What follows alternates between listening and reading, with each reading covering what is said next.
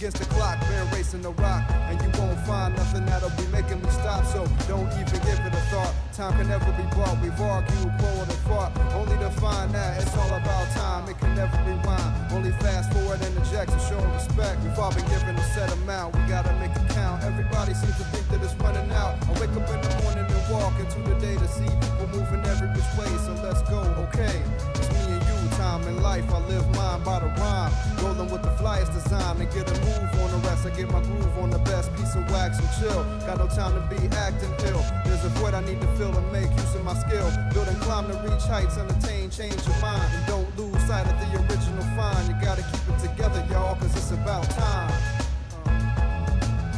Gotta keep it together, y'all, cause it's about time. It's about time.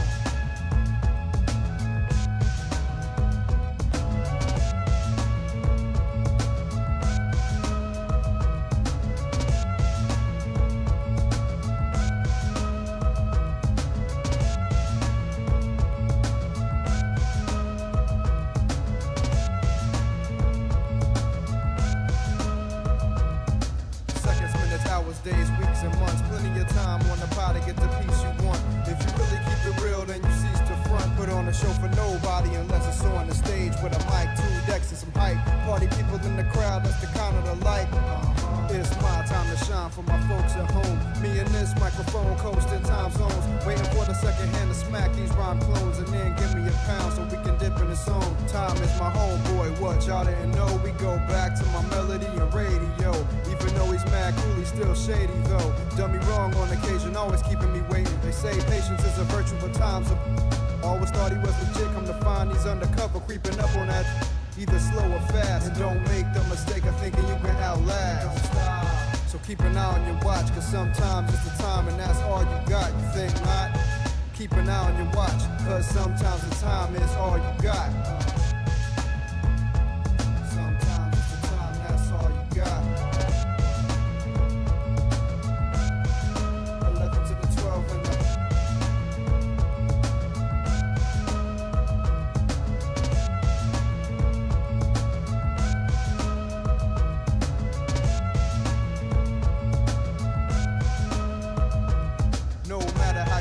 Sunny, rain, or stormy weather, the time is going to make it through whatever. It's never ended. I'm recommending that you pace yourself.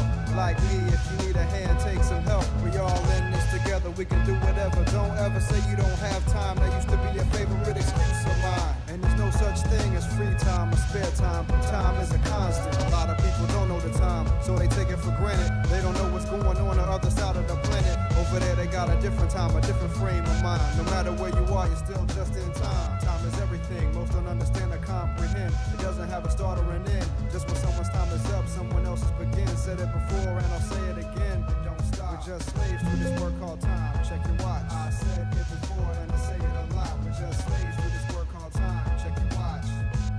That's the shot.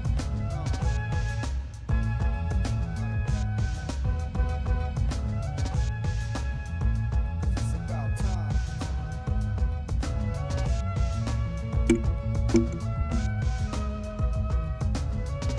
Weird, wasn't picking up my mic. Hey, what's up, everybody?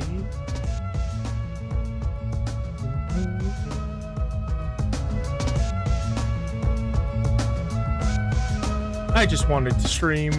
Don't have a lot of time before I hang out with my buddies. Might do it afterwards. So, but I just get it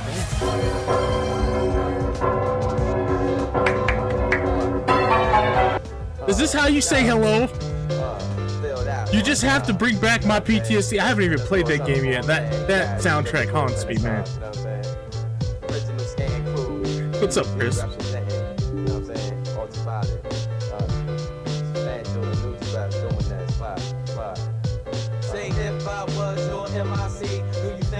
For bringing a Dragon Guard OST in here like it's not no big thing, like he's funny or something.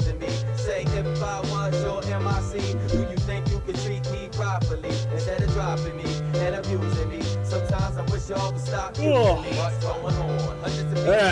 Yeah, just prompt do streams. I think that's just how I have to do it from here on until I can get my work schedule figured out. It's a little crazy.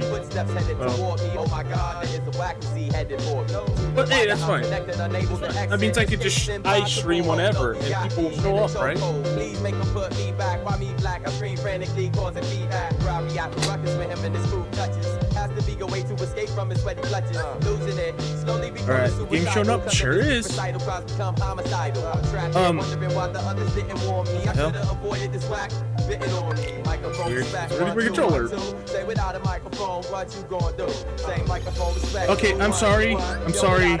I'm sorry. I'm sorry. I'm sorry. I'm sorry. Off stream, I did all the point rewards for almost all the tournaments. The only ones I did not do were Titan and HADE.s. I don't know why. I just got home from work last night. I was super pissed off. So I didn't feel like streaming. So yeah, I did all the points. You didn't really miss much with these ones. I just spammed limits with this, with the wishing lamp keyblade. Got that one. Already had this one.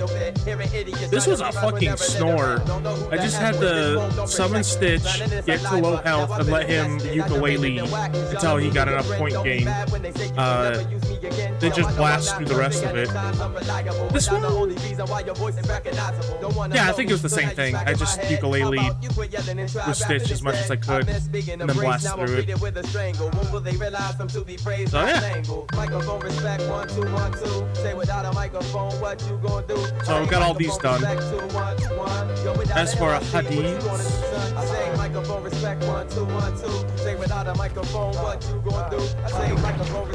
like I need to stop doing stuff off stream because even though those are like technically little mini game challenges,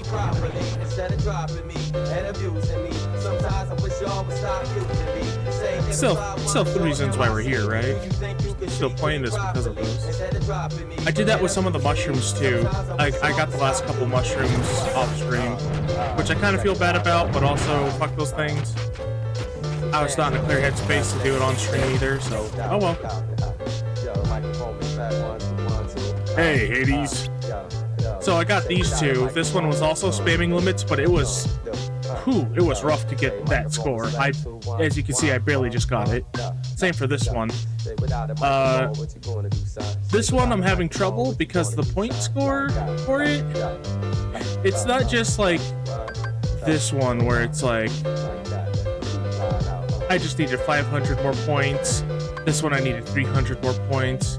No, I need 5,000 more points for this one. So I haven't attempted it yet. Because it's basically, I mean, I tried a couple times last night, got pissed off and went to bed. But this is a lot harder because the enemies do a lot more damage to you. So it's harder to get to a lower health.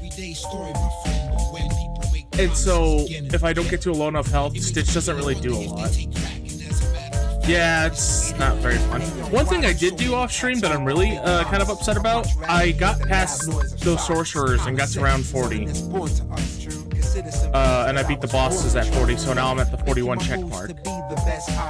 So I'm gonna go back and do that for stream real quick and show you guys how I did it.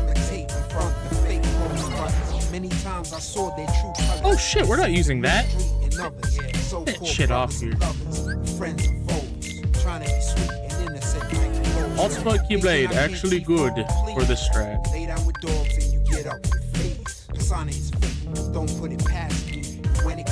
Actually, I could probably use a different Keyblade.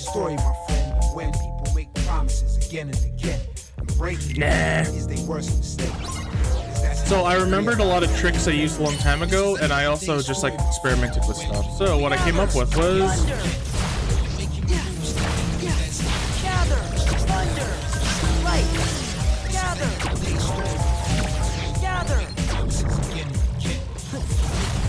Uh-oh.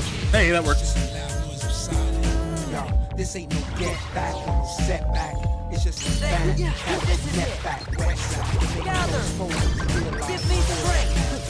Gather. Gather. Guys, but they jerk. Gather. Sparking on beat and making noise like fire. Living Thunder. just like Peter Pan. I'm moving cage like Yosemite Sam. Let's go.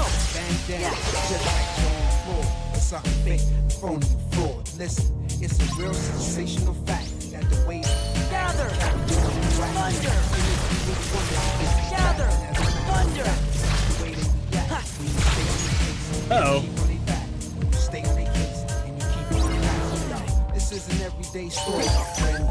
Give me strength. Skin, dead,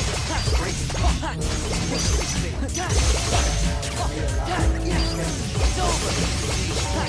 Back off. All right, and so the sorcerers give me trouble all the time. There they are. Now this match is a big pain in the ass because it sucks up all your time, but Gather.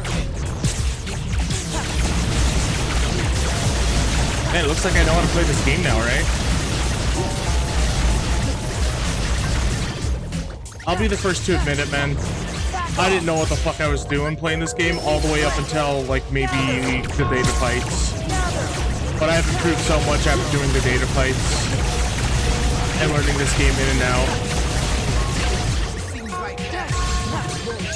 Light. Gather.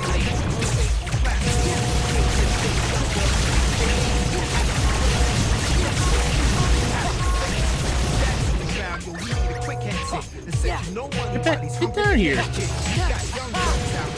Smack those propeller chips. Gather. Give me strength. Gather. Thunder. Gather. Gather. Not the best scenario. Light. Gather. Woo.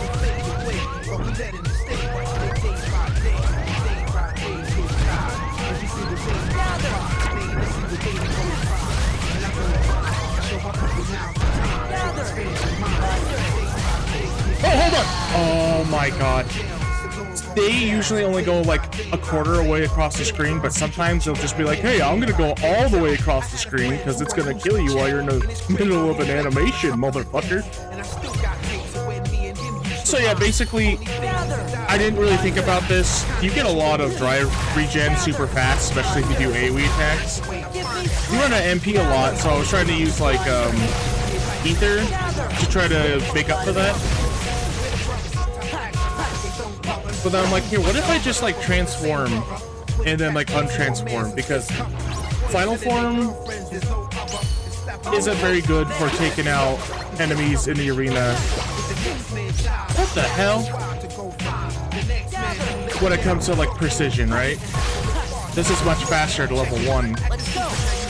Gather. So I transform, get all my health in the MP back. Oh, whoops! No! Woo! And then I do this and thunder, and there's all my drive form back. It's a little dicey sometimes because I have to really plan it to make it work. Why did you do that? Uh-oh!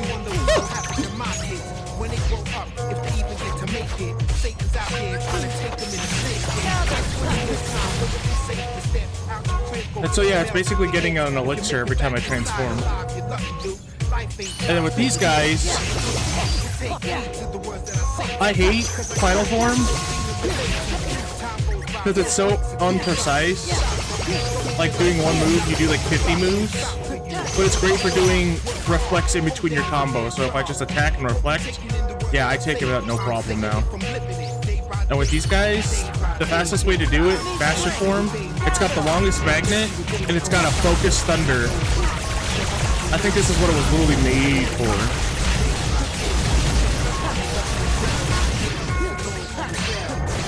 And there's so many of them, I just do like one attack and I got it all back. But I gotta be fast. If I get hit by them like twice, I'm dead.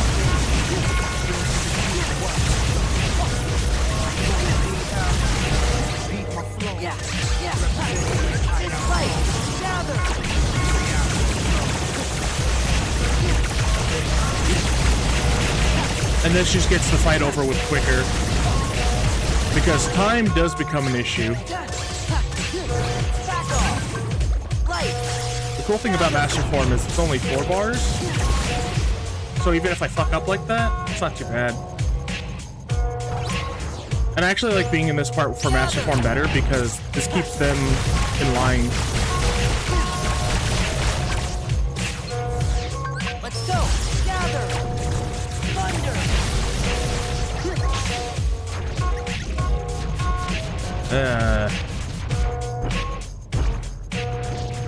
All the way across the arena to get me this time.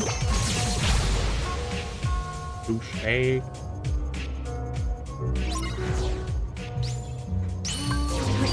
No, I keep hitting reflect when I need to do that. Because then it catches the guys at the beginning. Give me strength. Gather. Gather. Gather. Yeah.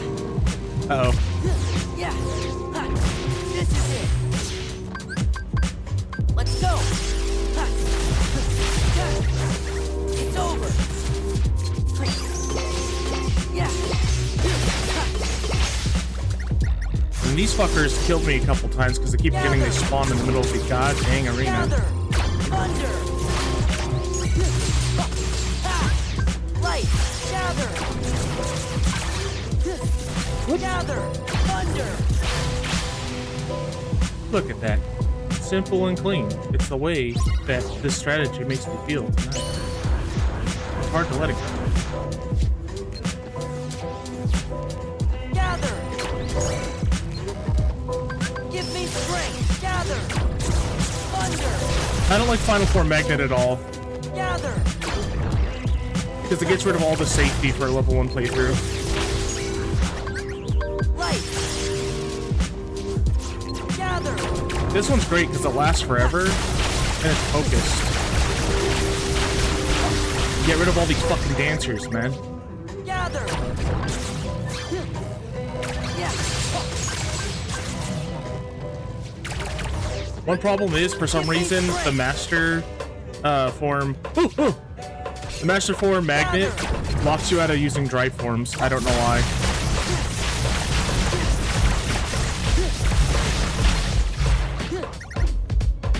Gather. This is it. Light. Gather.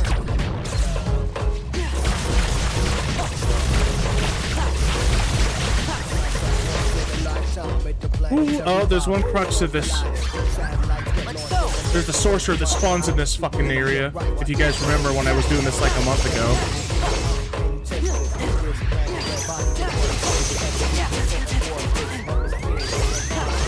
And then the gamblers don't make it easy because sometimes they kill me.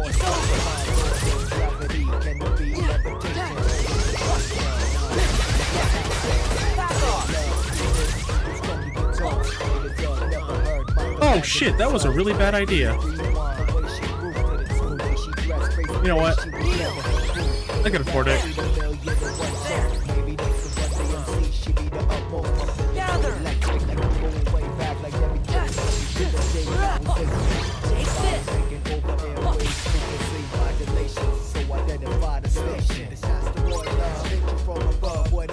Gather. That one's a little risky because sometimes I'll just go straight into a jump and fuck my day up. Let's go. Oh, that's not good. I mean, it's not terrible, but I thought this was the cloud that goes like all around the arena, but thankfully he's not. But these guys, you gotta be super careful.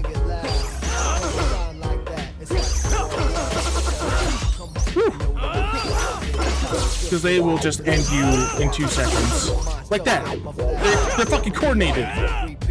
Here goes. Uh-oh. Here goes.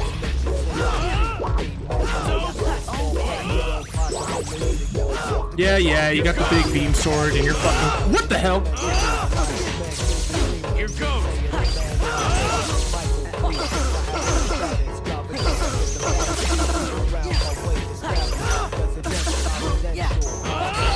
See, that's the problem. One wrong move and you'll get comboed by both of them on both ends. So that's why you just have to reflect and be careful going around them or you're dead. And I gotta really get good at this because unfortunately the only way to get the 1500 points for this one, which is insane, this is 10,000, this is 1500. Yeah, it's 50 rounds. But like, I looked at my old PlayStation file the other day. The highest I ever got this, on my non-100% file, was like 4,000 because you barely get 1,000 just doing the normal score text. I don't know why they made it like this. Like if you use all the limits and stuff, that's like maybe 2,000, and then you use the summons, you could probably get like away with like 4,000 or 5,000. And then you can't use summons for the rest of these rounds. So limits, summons. I forgot what this round is. I think it's Sora solo. No, I think it's... I don't know what this one is.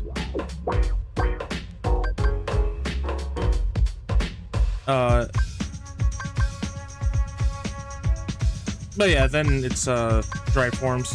And as you see, I barely got even 1,000 there. So the strat is, from what I've seen there's like one video on YouTube and like one post talking about getting points for level 1 playthrough. It turns out not a lot of people do this. So we're gonna have to start at round 1 and just get as many points as we can through limit spam. And then with summons, we're gonna have to get Stitch. And then every round, we're just gonna have to keep summoning and summoning and summoning, get hit, summoning, get hit, summoning, until we get at least close to 1,500, like at least 12, 13,000. Most people recommend just getting 50,000 here, because then the rest of it is just making sure you don't die in one hit. This round is a little risky because you have a timer, so you gotta be quick on this one. But after that, well, 41 to 50 is you fighting alone. You only get Trinity limit. You don't get faster limit, drive gauge accumulation. So, and then this is the one with the one where you fight Yuffie, Cloud, Squall, and Tifa all at the same time. Kind of fucked up. You get one Final Fantasy character, then 3 Final Fantasy VII. Well, I guess that's because they made Cypher a child in this game for some fucking reason. And then Selphie's a child on Destiny Island.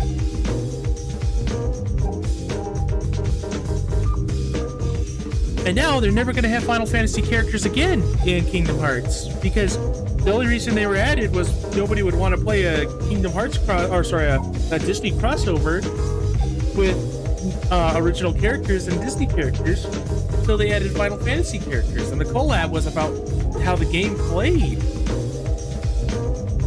So now that there's Final Fantasy, now that there's Kingdom Hearts characters, they don't give a fuck anymore. They don't want to add, Nomura doesn't want to add Final Fantasy characters to this game anymore. But that's bullshit, because he kind of cheated. Realistically, if you don't bring, count the characters who came back, the only real main characters you can work off of are Sora, Kairi, Riku,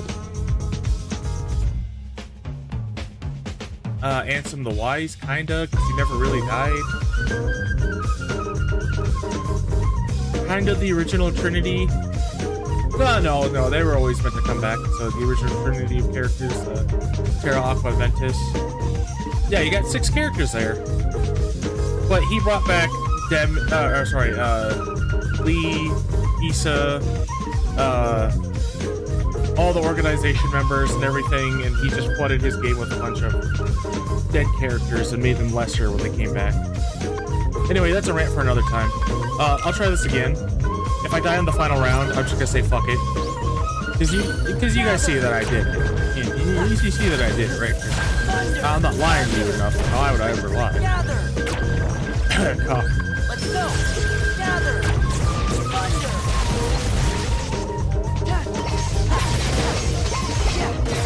Take this. hate this thing.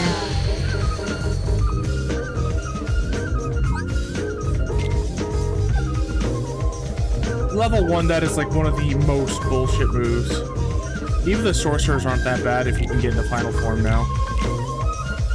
But if you're hit by that, you're done. You can't reflect, you can't dodge, you can't do anything. Gather. Thunder. Light. Gather.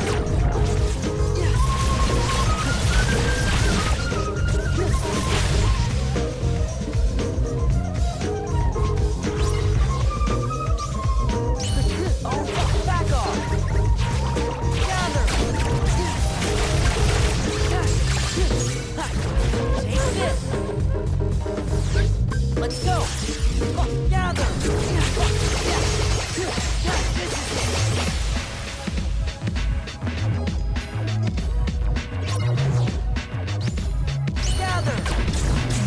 Gather. Gather. Yeah. It's over. Gather. Let's go. Gather.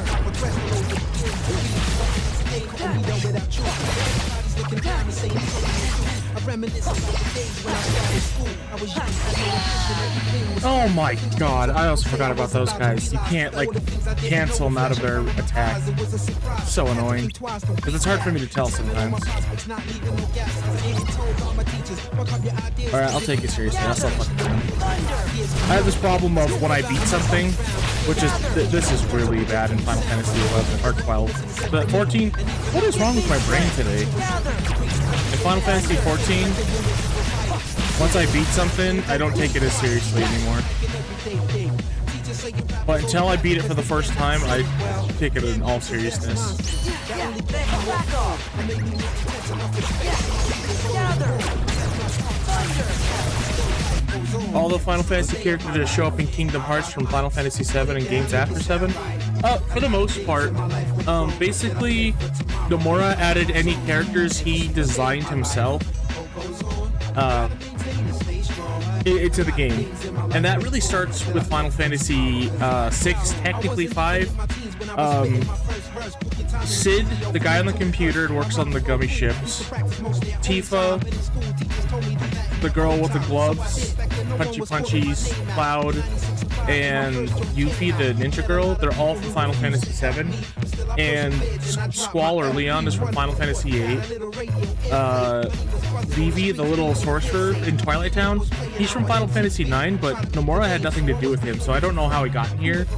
And then Setzer, the guy, the struggle champion, with the white spiky hair and the scar over his eye, he's from Final Fantasy 6. So that's one character from a pre-7. Then Orange from 10, Titus is from 10, Waka's from 10, Selfie's from 8.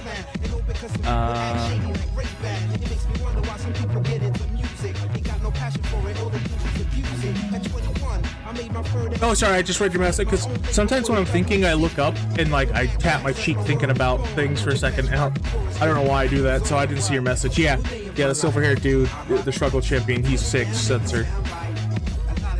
Yeah, the fairy's from 10 too, which is really weird considering that Titus is a child, and now Yuna is, like, presumably an immortal fairy. Hi, Uvo.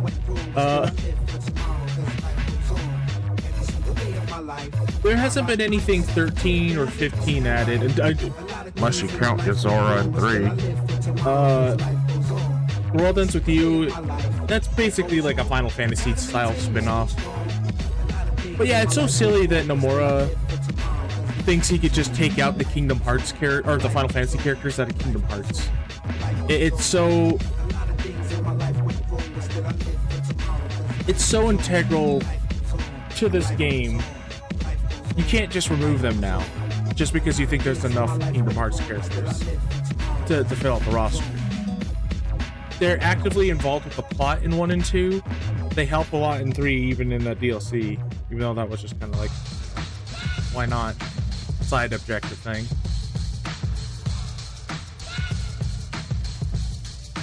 I just don't get his thinking on that, but hey, what's it? Not my game. As long as 4 is good, that's all I care about.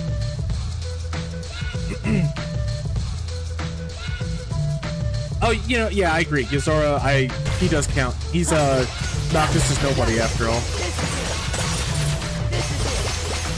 And, oh, technically, Luxord is from Final Fantasy 15 as well. Yeah, back off.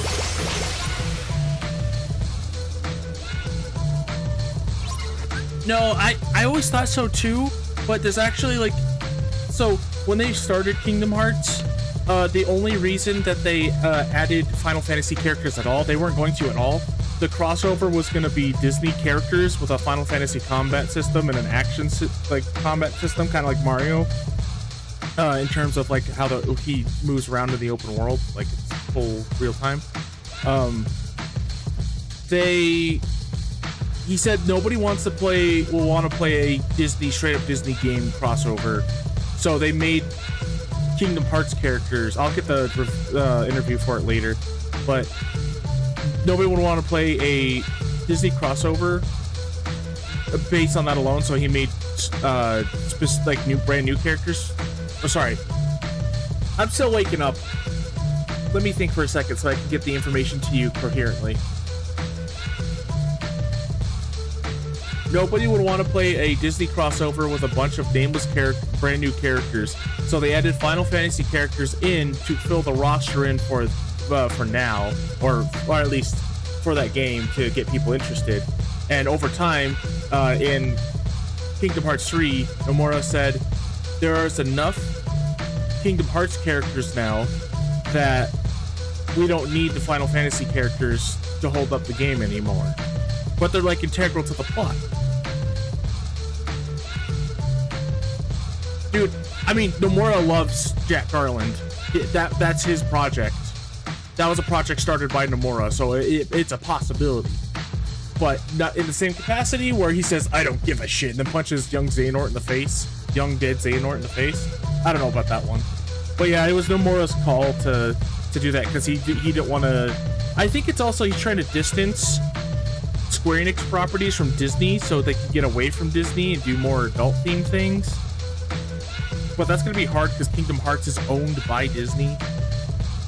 I'm technically playing a Disney game right now. It's just produced by Square Enix. Gather! Gather! Thunder! Gather! Yeah! Let's go! Hey, that works. Wait, maybe that doesn't work.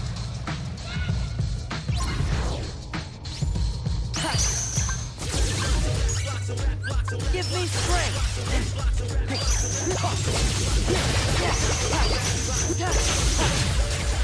Got their ass.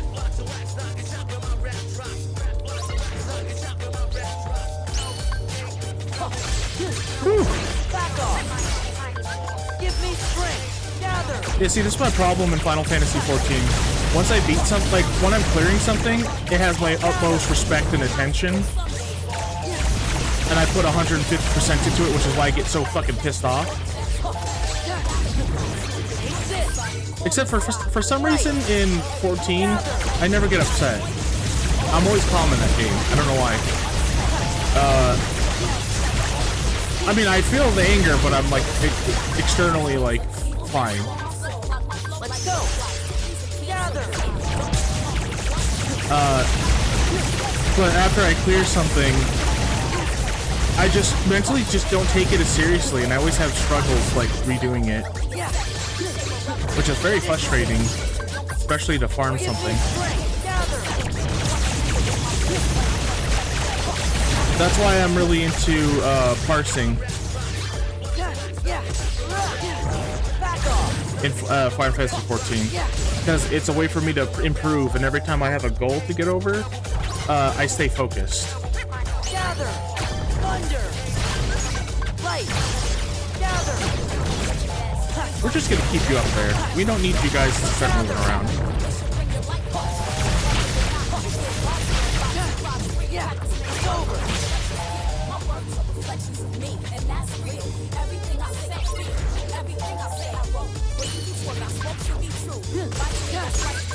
Give me strength! Gather! Thunder! Gather. Thunder. Gather. Take this.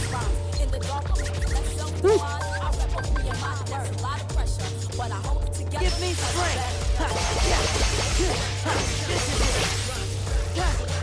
Yeah, but I don't agree with Nomura at all. Gather.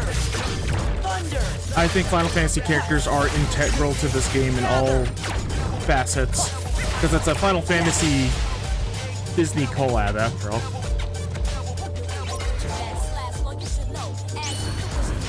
Oh, shit. Go. Gather.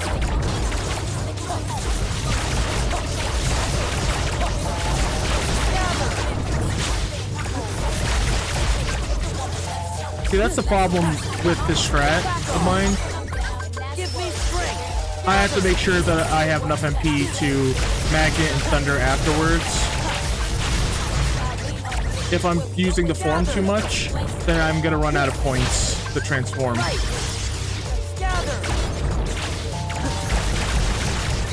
Gather. Thunder. Yeah. Light. Gather.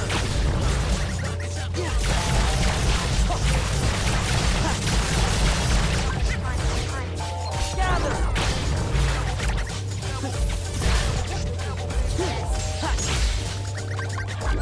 Let's go. Gather.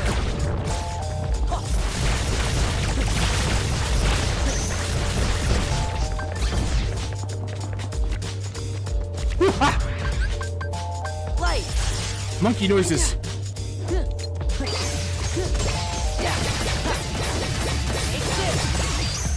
Yeah.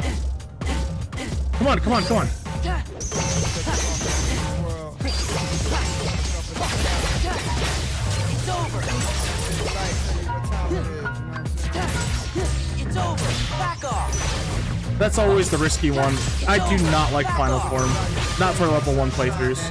It's too clunky and imprecise. Gather. Thunder. Gather. Light.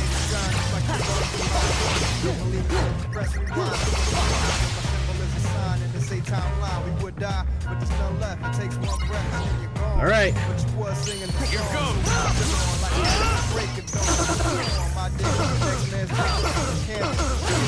Fuck you.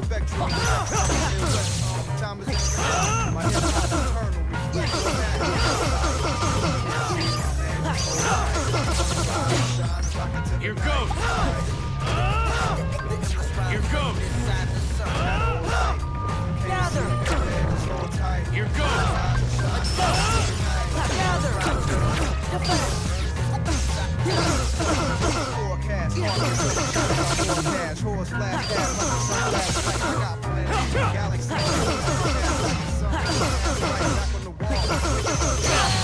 What? My reflect was still up, man. Come on. I also do not like their decision for reflect timing in this game. If the animation's up, if the visual is still up, it should not punish you. Gather. Thunder. Light. Gather. It should, the barrier should be up as long as the visual is up. I mean, if it's starting to dissipate, I kind of understand. But if the visual is still up and it looks like it's like the full barrier still,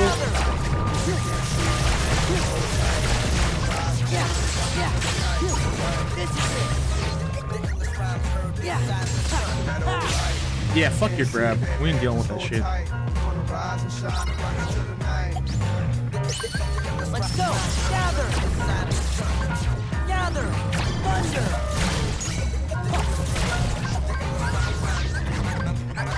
Let's go. Why did I do that? Fuck. Gather. Take this. Light. Yeah. That was lucky. I don't like going into the next round without being in final form.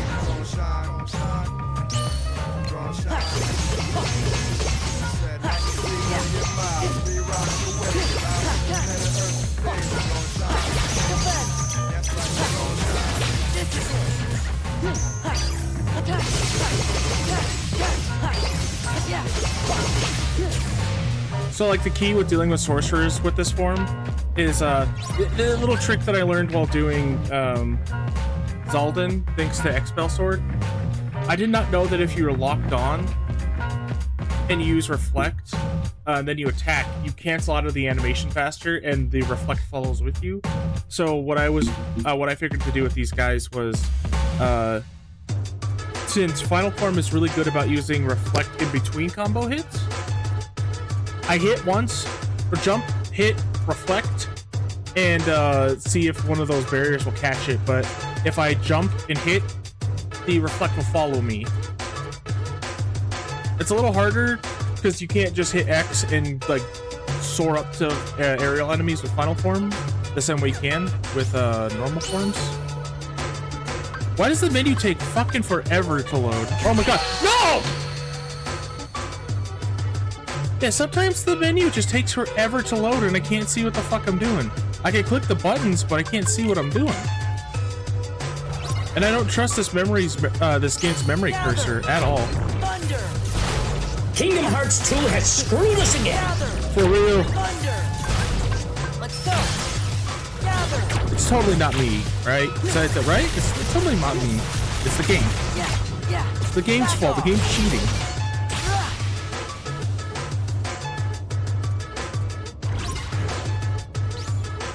For some reason, this music, I think it's because it was made in the same time period, but it fits Kingdom Hearts very well, too, at least. Yeah. It's over. Yeah.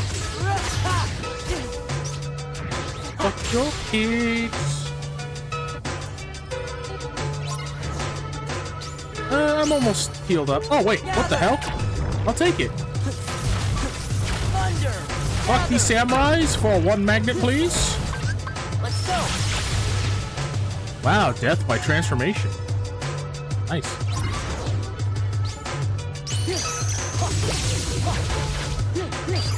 Yeah. Back off. It's so tricky because just like the berserkers, if they catch you in a combo, you're fucking dead. Light. Gather.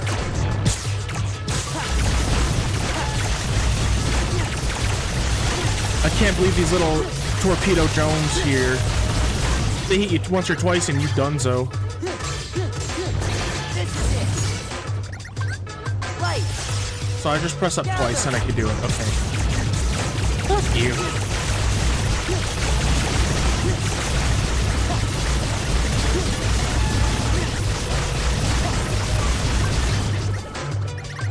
Give me strength. Gather. I'll just keep that in mind in case the menu just decides to fuck me again.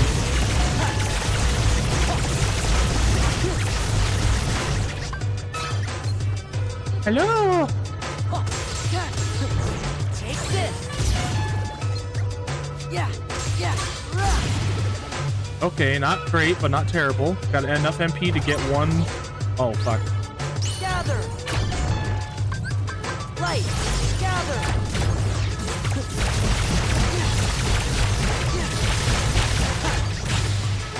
Yeah, just get him out of here. We don't need to deal with that shit. Gather.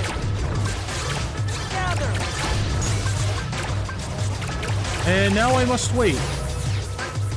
Light. Gather.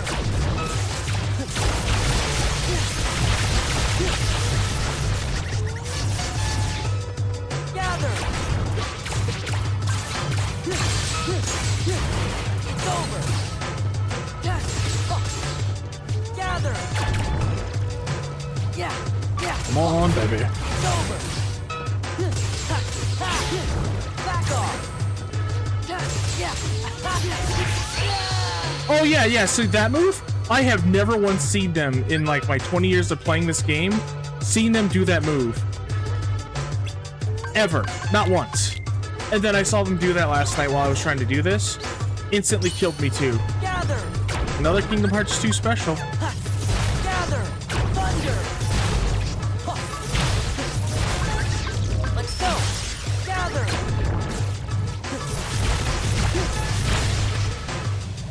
I do think for the base game, you are way too strong because you just kind of kill everything so fast, even at like level 50. And I guess that's the appeal of an RPG, right? That's why a lot of people like RPGs. I never really liked that about RPGs. I don't like overpowering enemies eventually. That's why I like Final Fantasy VIII so much, since the world levels up with you. Let's go. Gather. I always thought that was cool, because that also meant less enemy swaps. You became familiar with enemies. You had to like learn how to fight enemies instead of just mash X to play through them. Though you could eventually do that once you built yourself up, but you had to earn it instead of just... Right.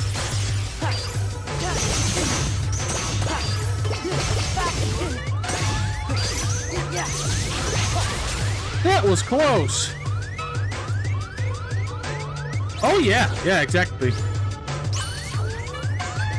Let's go. They're all special little snowflakes like that.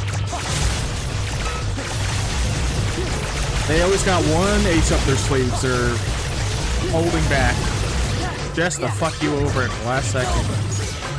It's like, oh, you've already done this before, you've already beaten us, but hey, what if we beat you in the weekend? Or in Will's case, how funny would that have been if instead of them naming Terra, they just named him Will? And so it was literal instead of lingering Will. It was just like, I'm Will and I'm just here. Yeah. Give me strength. Gather. That would have been so funny. Sorry, my brain's stupid like that. Yeah. Gather. It's over. Let's go. Yeah. Oh, is that the end of the video? I think it was only like... Oh, we've already been doing this for 47 minutes. Time flies when you stream. Here's a longer playlist. It's more chill, though. Same artist, though. New Jabes. It's the guy who did the Samurai Champloo soundtrack, if anyone's ever seen that. And a lot of other cool stuff. Gather.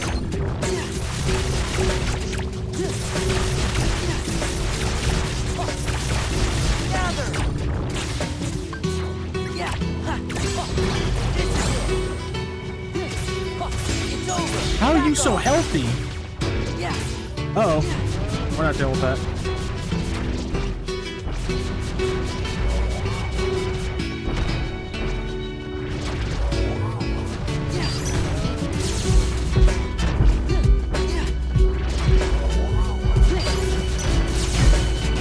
This is getting real fucking old. I wish you could just you could jump to get out of moves.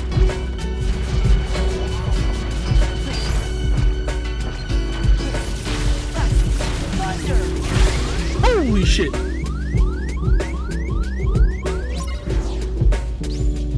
Gather. Give me strength. Gather.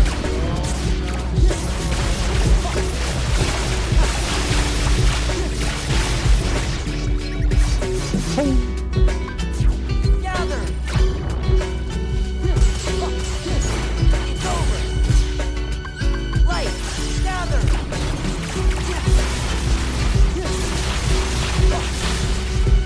I think Master Form's way cooler than Final Form.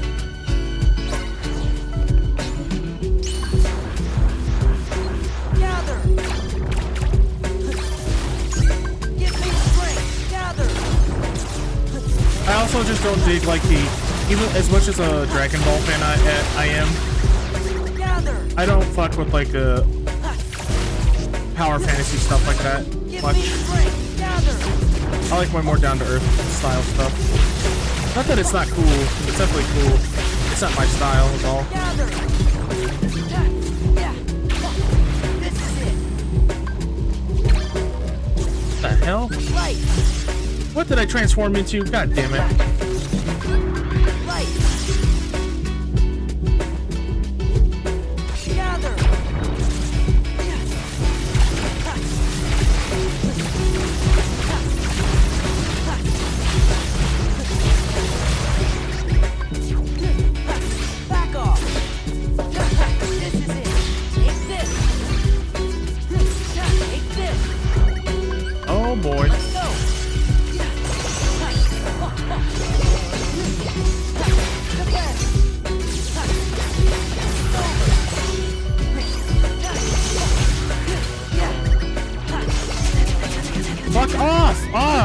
hate these things. All right.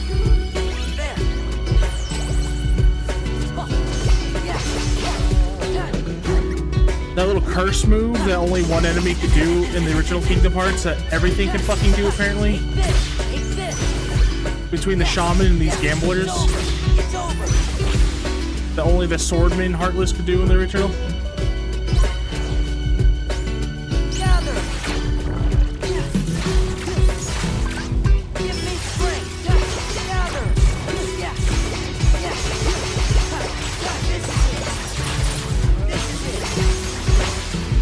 Yeah, fuck these guys.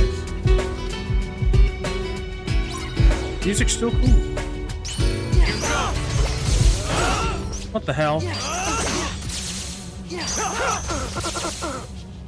Here goes.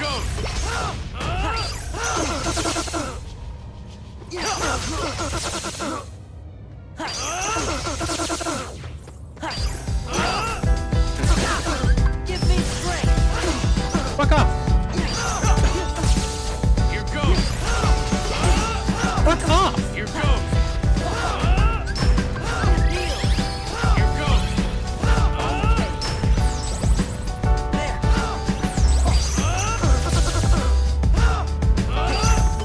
Yeah, your rough divide move that doesn't have any explosions attached to it. Yeah, wimp. Here goes. It sure is. What? You're still alive?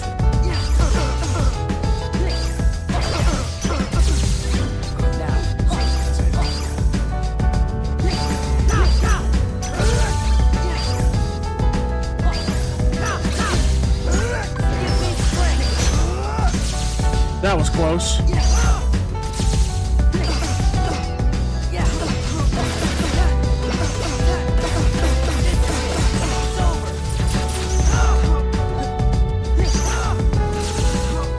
Those two as a duo are really good together. And seriously, fighting Squall and Leon at the same time in Kingdom Hearts 1 was always like a childhood fantasy of mine. Like, I thought that was so cool. Now this is where shit gets hard, because now I can't... Well, see, I beat it, so you guys know that I actually did it legit. But anyway, starting from rounds 41 to 50, Sora fights alone. He only has access to Trinity Limit. He can't use...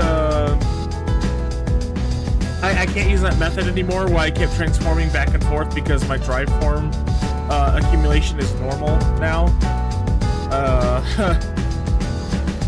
Yeah, I'm kind of fucked in this one. So we gotta play it like super slow and super carefully. Like the video I watched for the guy who did it, he got to this point, match 40 in 32 minutes, but to get from round 41 to 50, it went from 32 minutes to 52 minutes, so it took 20 minutes to get through all this safely at level 1. And that's because the last 3 fights, there's like the Cerberus fight, but more aggressive. Cloud, Tifa, Yuffie, and Squall all at the same time. And then HADES, but he goes into his invincible fire mode where he's a lot more aggressive.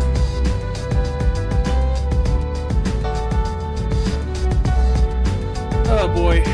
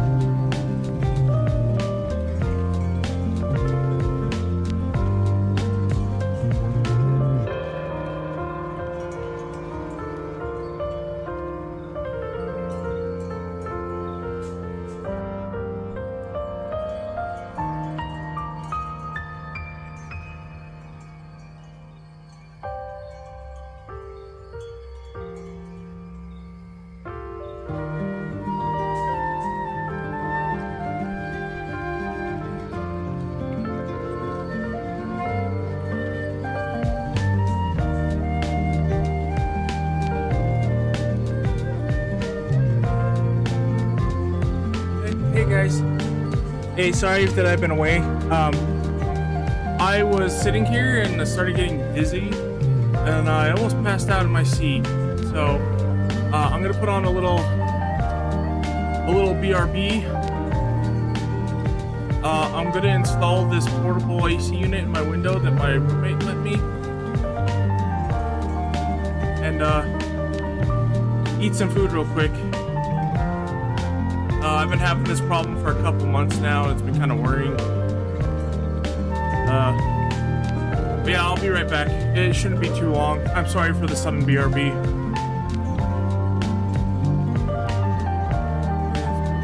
That on, and then put this on. Alright, sorry about that. I promise I'll be back soon.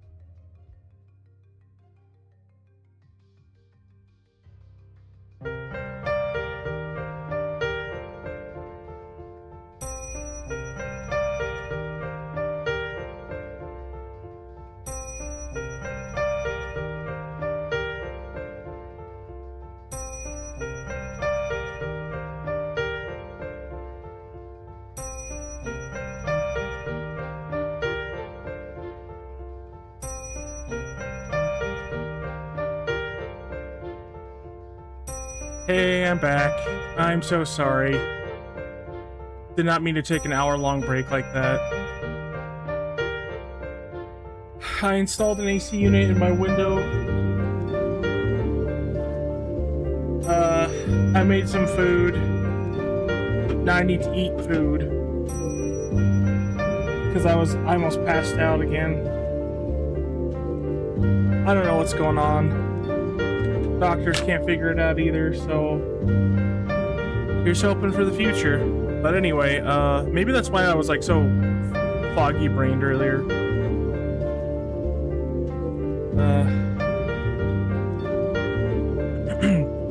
Anyway, let's pause this. I need to eat, so let's put something on for a little bit, like watch something.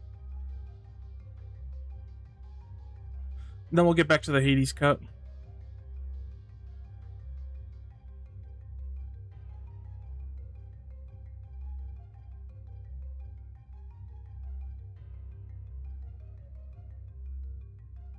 Is there anything that I can show you guys? Because usually we have crisps in here just like throwing videos at us and stuff. I'm not watching any of those videos without them.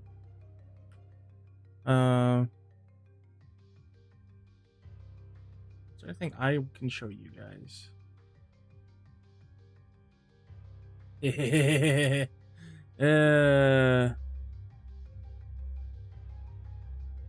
Sorry, it has to happen.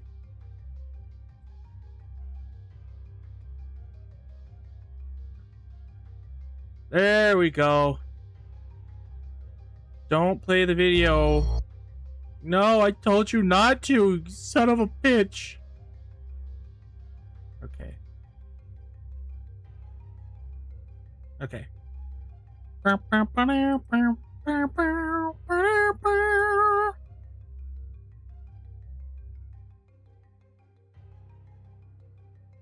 Kingdom Hearts. Shut up. Okay. To the viewing room, everybody. Don't mind the old man. He's just there to look pretty.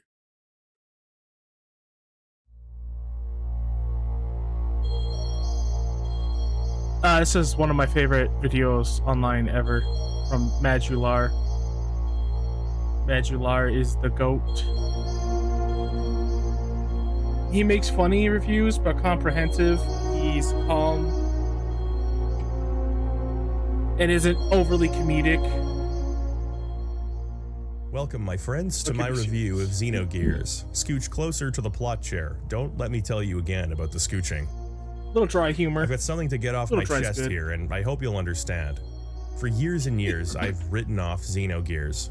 I've been told it's right up my alley. I just need to suffer through some wonky pacing and a convoluted story. Oh, I thought to myself, a game about teenagers piloting robots with a complicated story. I've heard of this before. This is a run-of-the-mill JRPG. After finishing the game, I could and will say a lot of things about Xenogears, but run-of-the-mill isn't anywhere on that list. A forewarning, this video becomes more spoiler-heavy as we go along. Your absolute last chance to bail is prior to the Disc 2 section.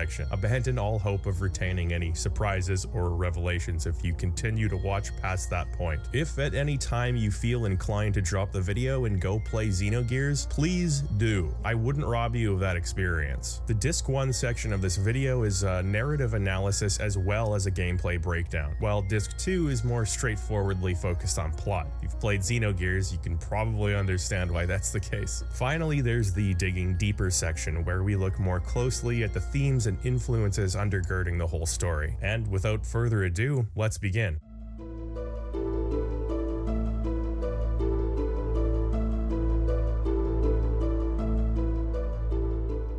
Xenogears began development as far back as 1994, when a rough draft of its story was penned by Kaori Tanaka. Fresh off her work creating character scenarios for Final Fantasy VI, she and collaborator Tetsuya Takahashi pitched this newly written outline as a potential storyline for Final Fantasy VII. It was rejected by the top brass due to its focus on dark, complex themes and science fiction motif, which Square felt was maybe a little bit too much final and not enough fantasy. Pilfering a team developing a sequel to Chrono Trigger at that time, they were given the Dawn's blessing to create their own unique intellectual property. This would mean a much smaller budget, but more creative freedom to incorporate themes not normally seen in video games at the time. Or now, I guess. This was a period of time when Square was experimenting with thematically complex stories and developing games that border on art house. And while many were...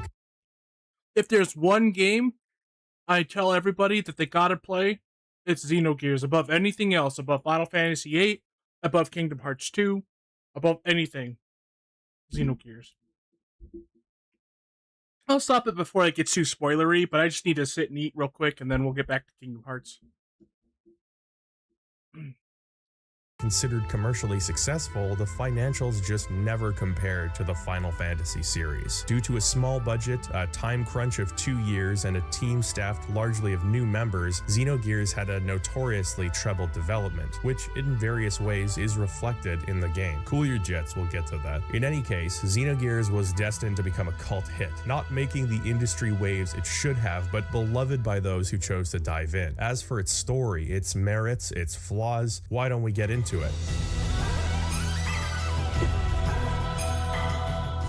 Xenogears begins as most good JRPGs do, by showing you a beautiful anime cutscene that raises 700,000 questions and answers none. A massive spacecraft is commandeered by a malicious virus of some sort. A panicked crew attempts to halt its efforts but fails at every opportunity. Computer monitors and gauges are overwritten by a repeated message: "You shall be as gods." The captain evacuates his crew, staying behind, gazing longingly at a photo of his wife and daughter, making peace with his decision to stay behind and self-destruct the ship. We see the debris of a crash landing on a nearby planet. A naked woman rises from the ashes. From the shores of this planet, she peers into the horizon. Something is ending, something is beginning, something is happening, and I won't know what the fuck it is for another 70 hours. But for now, I'm hooked. Within 5 minutes of pressing that new game button, I regret not having played Xenogears when it was first recommended to me years ago. This was a hell of an intro. What does "you shall be as gods" mean in this context? What was on that ship that the captain was willing to die in order to destroy it? Who is this nude woman, and why is she so calm about the situation? It begs an explanation, but for now, our interests become more immediate. We're given a text crawl explaining the nature of this world we're on. Probably not Earth. I'm putting $5 on Gaia. Final answer. The continent of Ignis has existed in a state of perpetual war for hundreds of years. The Empire of Kislev to the north and the Desert Kingdom of Ava to the south have been at each other's throats for so long they don't even remember what started the conflict in the first place. They only know death and destruction. This very early on presents us with one of Xenogears' most prominent themes, the pointlessness of this cycle of violence. Yeah, that's right, Last of Us 2, it's been done. Fueling this violence is a religious institution known as Ethos, the members of which hold the arcane knowledge required to excavate massive ancient war machines, primarily gears, which are, oh fuck yeah, mechs. Introducing gears into the conflict accelerated the violence to an untenable degree, but much to Ava's chagrin, the nation of Kislev is rich with ruins and chock full of gears, which gives them an obvious advantage. Before things can become too unbalanced though, a mysterious, theretofore unheard of military force called Gebler swoops in and decides to even the odds by helping Ava. Not only does this even things out, but it actually gives Ava a significant advantage, turning them into the aggressors of the situation. So here's the thing, there's this old adage in storytelling: show, don't tell. Basically what it means is it's always better for a viewer, reader, or player to gain knowledge of a story through visceral first-hand experience rather than long, unbroken exposition. As an example, if a character is narcissistic, let me experience scenes showing him acting in a self-absorbed way rather than having other characters tell me, hey, that guy is really narcissistic. I don't think it's always necessary, but it's a good rule of thumb to follow, and something Xenogears occasionally turns its back on to its detriment. I mean, the opening cutscene was so intense, so well directed and creepy and awe-inspiring, it just makes you hungry for more info. But blocks of text telling me about some conflict I have no experience with, to warring nations I know nothing about, and a mysterious military force for all I know could be the IRA, could be aliens, I don't know, I'm given no experience with it. Well, it's all just a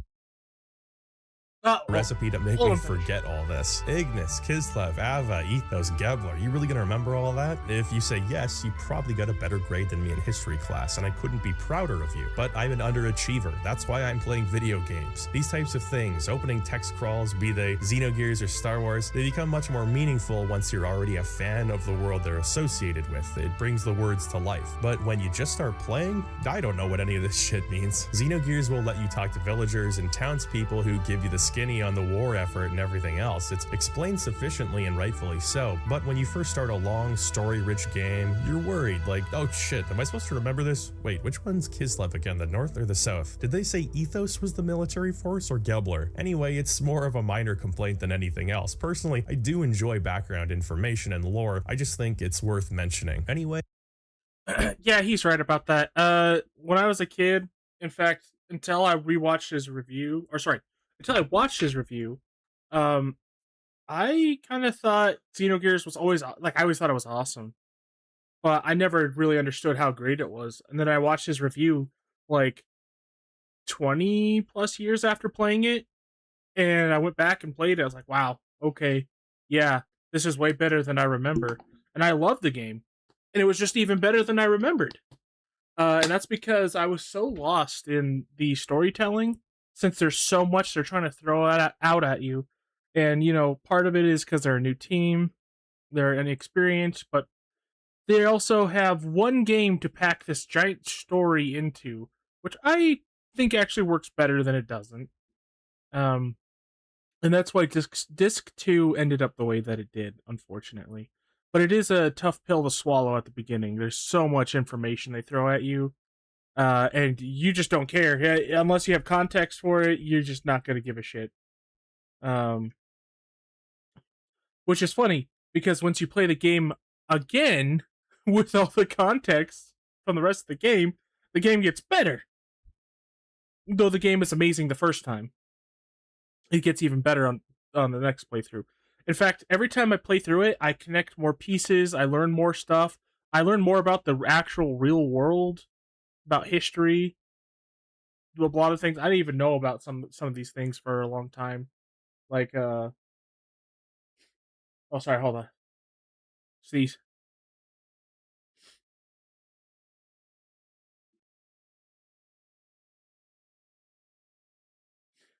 Oh, man. Oh, sorry. Fake sneeze. Fake sneeze. Yeah,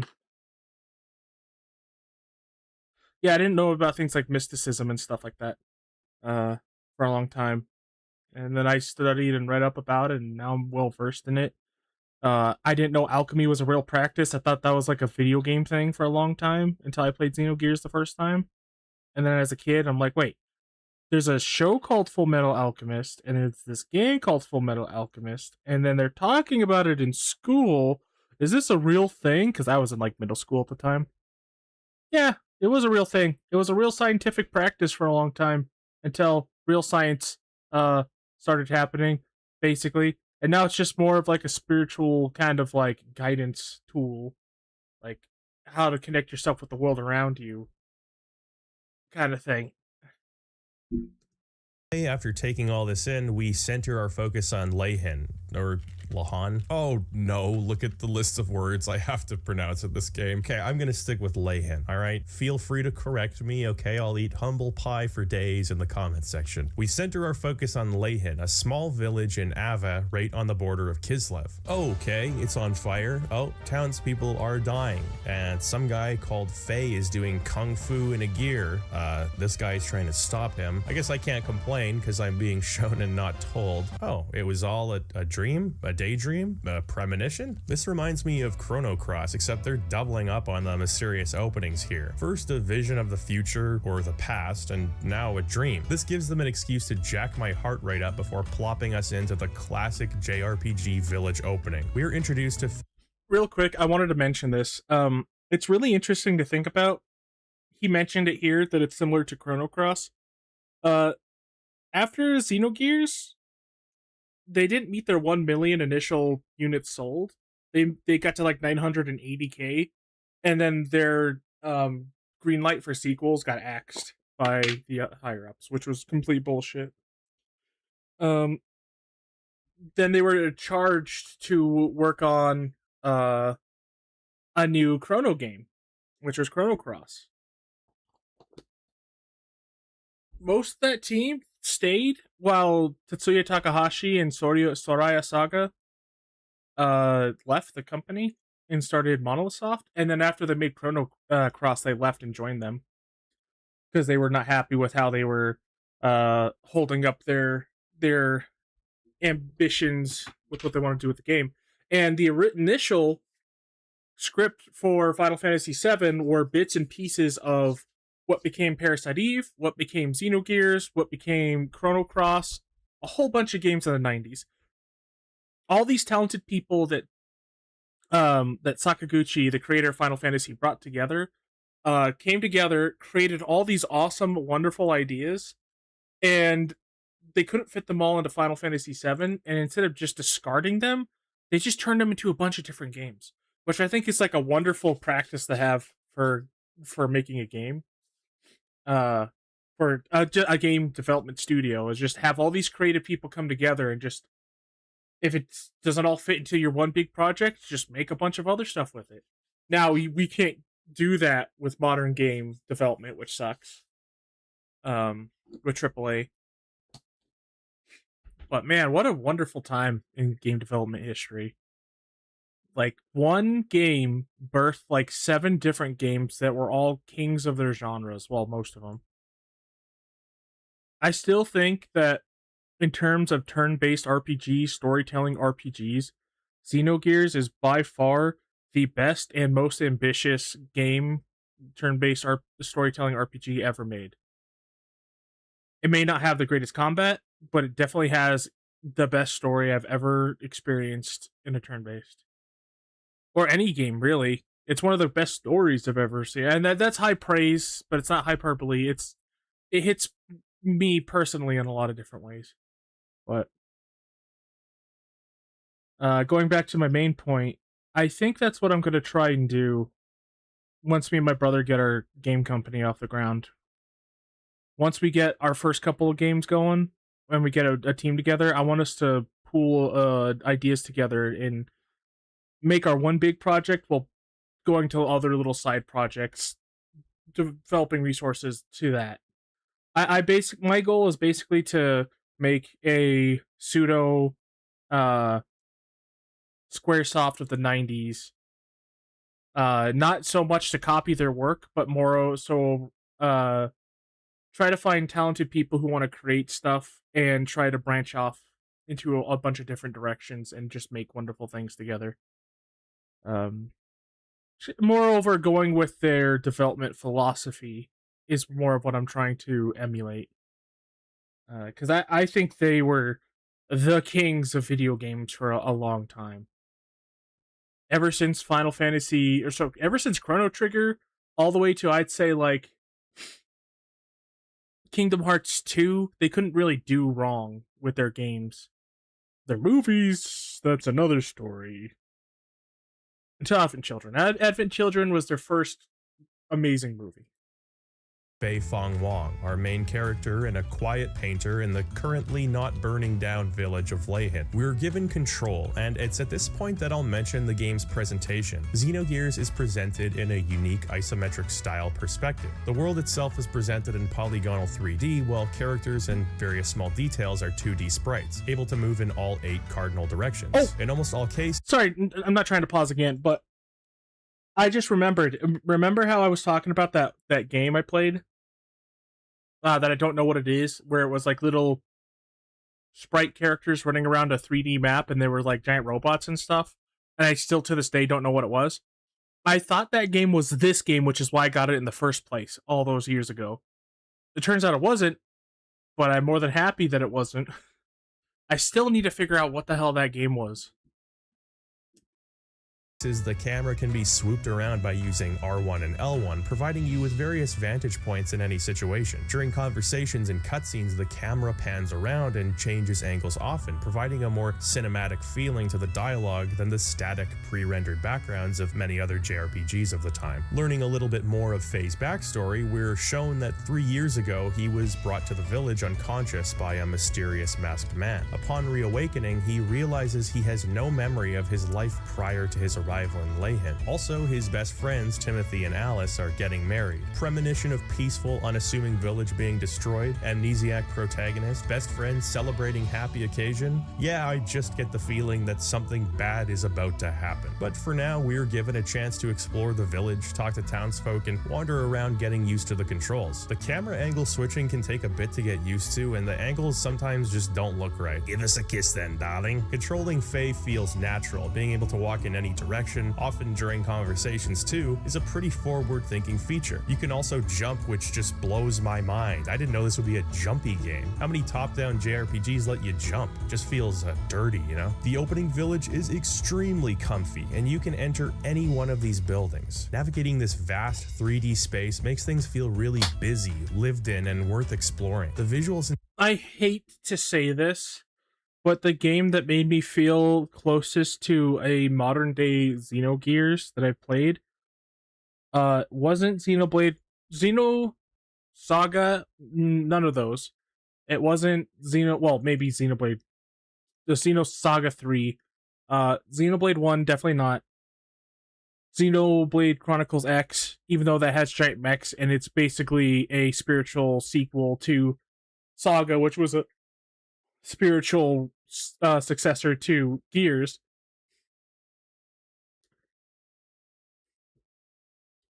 The Xenoblade Chronicles 2, the Gacha Gunner game, was the closest I felt. For most of the game, no. But for the environments, how you interact with them, all the little secrets and winding level design, how intricate the cities and maps could be, all the little secrets, the jumpiness, all the verticality, I guess you would say. And then the last 3 chapters of the story. The first 7 chapters are boring, worthless, exhausting, gooner garbage, in my opinion. But then the last 3 chapters goes into Xenogears territory of wonderful storytelling, really dark storytelling.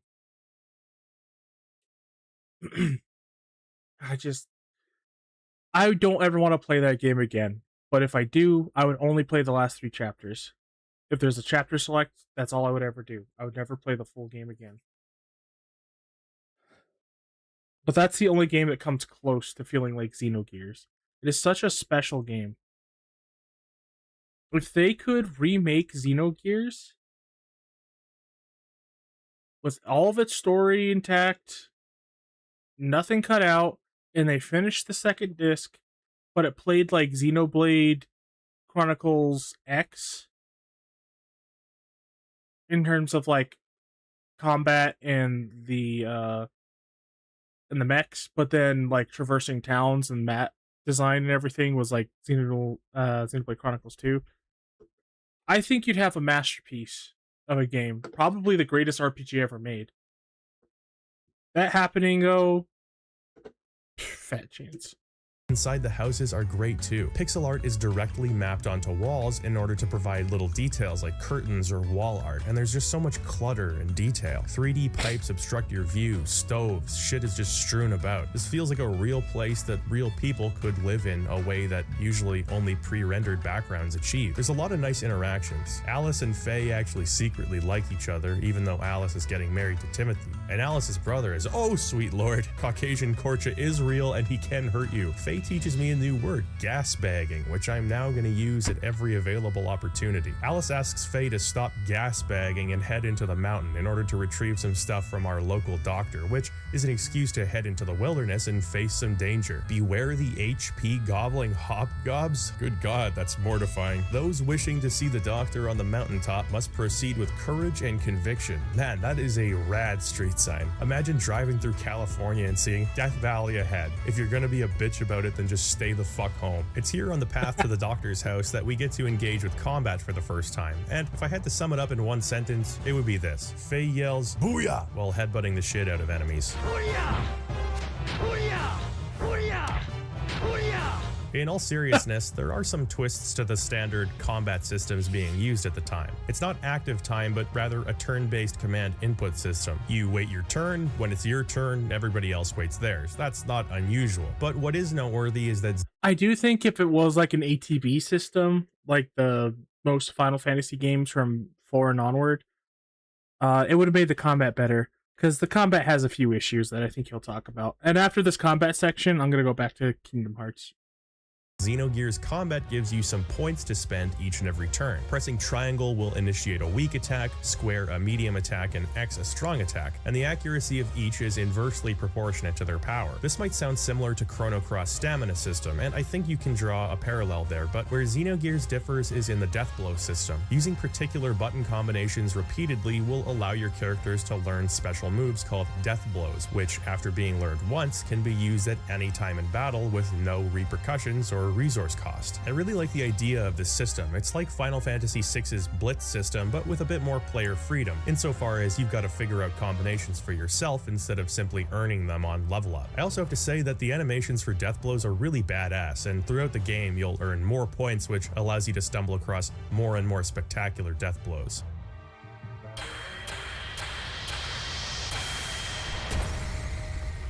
The system isn't perfect though. For one thing, the animations, while beautifully utilizing the character sprites and particle effects, do become a bit tiresome to watch the 1000th time. This is somewhat alleviated by the constant learning of new death blows, but it did wear on my patience as I got closer to the end. My bigger problem is more so that the use and learning of death blows is balanced strangely. Once you learn a new death blow, there's effectively no reason to use standard attacks anymore aside from learning other death blows, many of which are level gated anyway. It creates a system where if you're in a tough dungeon or facing a boss, you're just going to use your best death blow over and over again, and are tacitly encouraged to grind weaker enemies in order to learn new death blows. The game's not overly difficult, but there are severe spikes later where you're kind of screwed if you haven't been learning them. I think it would have been good to separate death blows from standard attacks in some way, maybe by having them cost EP, which is the Wait, sorry, actually, in terms of storytelling though, the game that I feel closest came to Xenogears was Xenoblade Chronicles 3,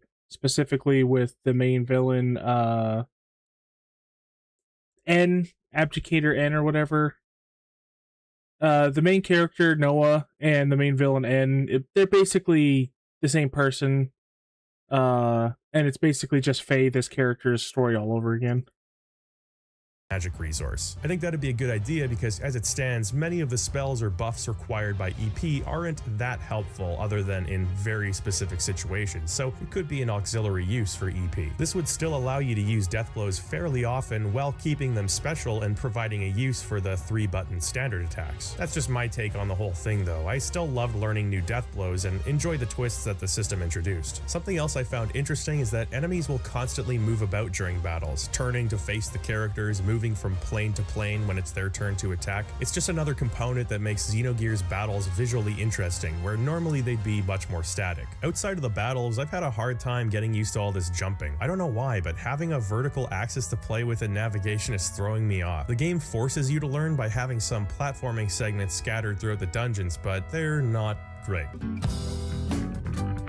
There's something floaty about the jumping controls. You can increase or decrease your velocity mid-flight by holding the run button, and it feels very unnatural. You have to shift the camera manually often to see what you're doing, and there are times where there's just no good angle to work with at all. It can also be disorienting coming back to an old area with a new camera angle. It kind of screws with your sense of direction. Thankfully, this is alleviated with the compass here, which is a much appreciated addition to the UI. At long last, we reach the doctor's house, and just the environment here by itself tells us a lot about the doctor's character's personality and interests. His name is Seitan, and he's got all this crazy machinery and scrap lying about. His I said house is after battle we'd go constructed back, with but scrap I'm metal just so bolted together and kind of built infatuated with upward in this Xenogears. eccentric way. Sorry. I guess he's a Give me a Smiling second Friends here. fan because I found Charlie's skeleton here too. You can find a bunch of chickens and songbirds, some birdseed that Faye eats for some reason. I didn't need to know that Seitan and his family like birds. It's not integral to the story or anything, but a little environmental storytelling goes a long way. You can use. Okay, we'll save that on the back burner. But that's my video to share with everybody.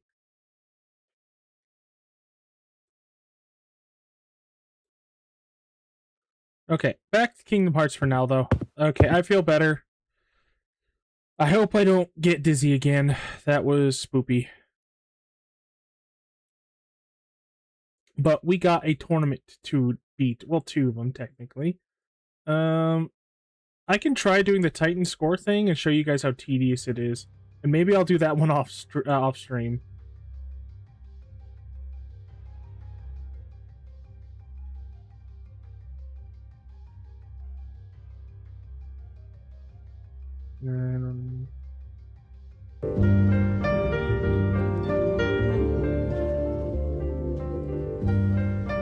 Okay.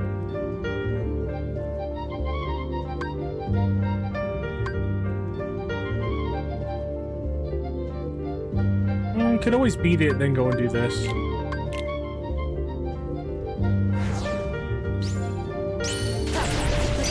Yeah, back off. Defense.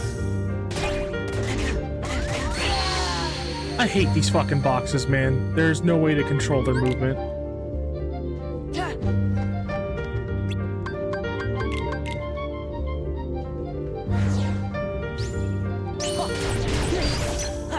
It's over. Gather. Thunder. Defense. Gather. This is it. Alright, that's one out. I like the Halloween boxes better than the Christmas boxes. I take that back. They both try to bait you in so one can just shoot you and do like all your health in one hit, and then the other one likes to bait you and then combo you to death.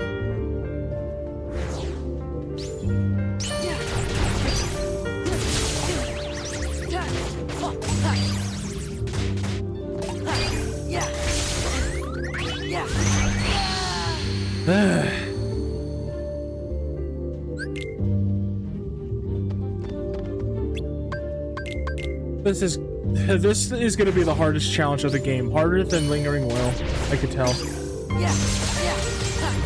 Back off.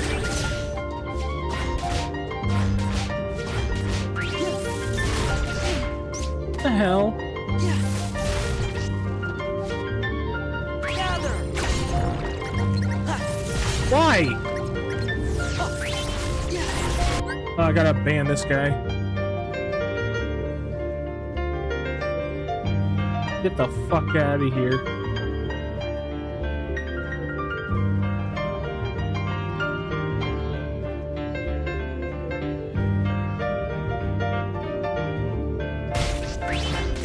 Gather. Back off. Light.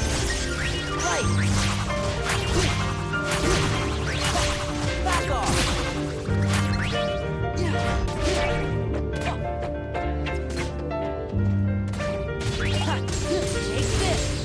Take this. Back off. This is it. Take this. Take this. See, I hate these things, man. Give me strength. This is it. I think I gotta get good with the limit form because it's my only like large source of iframes. Let's go. Take this. This is it. Damn. Let's go.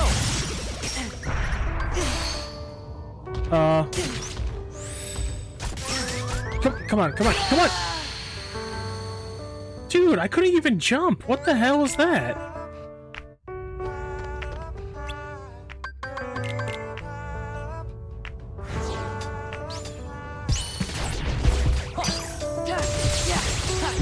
Back off.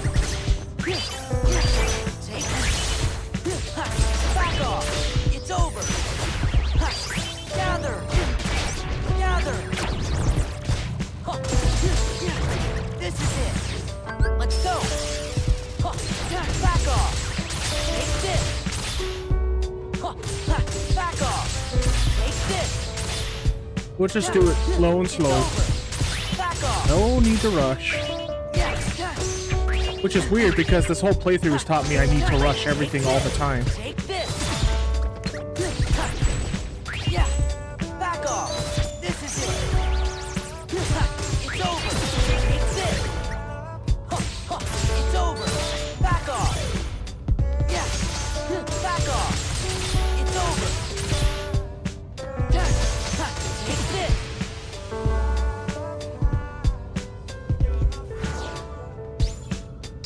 Gather. This is it. It's over. Gather. This guy's dangerous. Gather. Come on. Gather. What is going on here? Yeah. Give me strength. Ah, fuck off. This is Get the it. fuck out of here. It's over.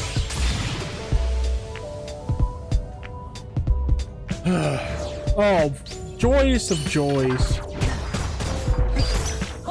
This is it. Back off. It's over. Yeah. It's over. Back off. It's over. Take this. Back off. Yeah. Take this. Yeah, this is it. It's over. This is it. Okay. This is where I died last time because of these big bodies one-tubed me. Yeah, this is it. Back off. This is it.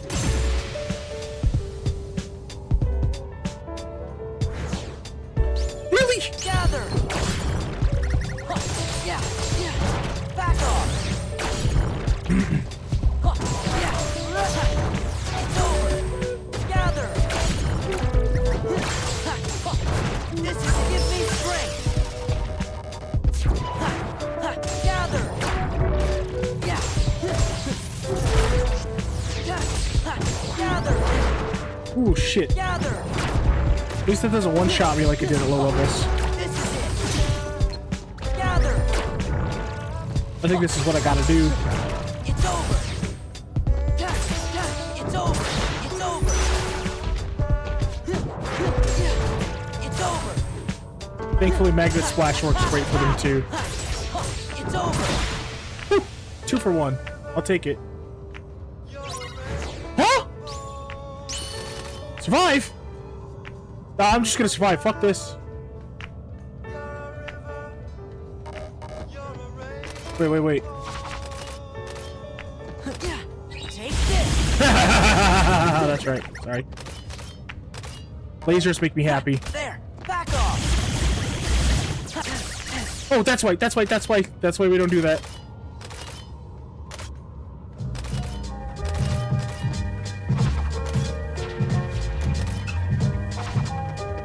But I...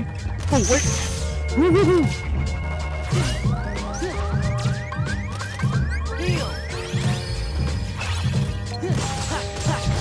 Actually, this is a good way to build meter. Back off. Yeah. Back off. Even though it's risky. Yeah. It's over. Yeah. Back off. Okay, we had like no meter, now we have 6 bars. That's cool.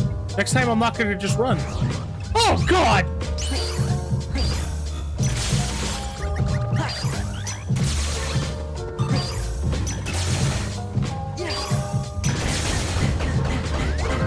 I hate those fucking things. Oh my god. You got that right. I mean, shit. Got to 45, or we beat round 45. So after 40, I don't know what's after 45 or 6.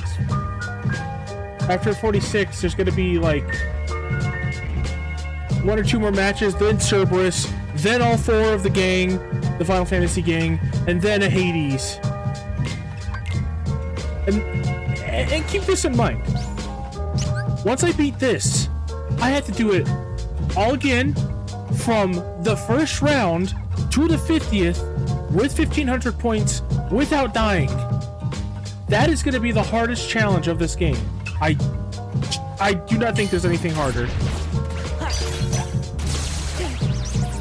Yeah. This is it. Gather. Back off. It's over. Gather. This is it. This is it.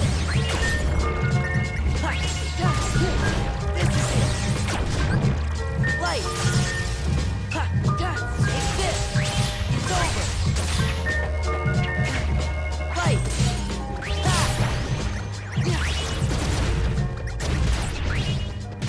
Let's go. This is it. Back off. Yeah. And it's going to shoot me. I hate these things. Oh, you think he's cute? Look at him. Heal.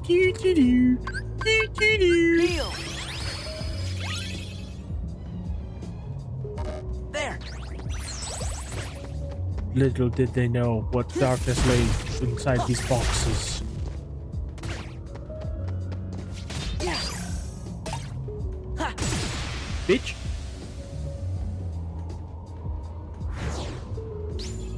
Gather. It's like all the worst level 1 enemies. Gather. Let's go. Oh no!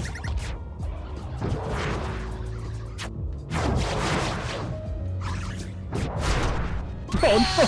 Come on! Why does the last tail hit of that combo do like 7 times more damage than the rest of it? Of course I go anti-form. Of course I do. I'm fucking cursed, man. This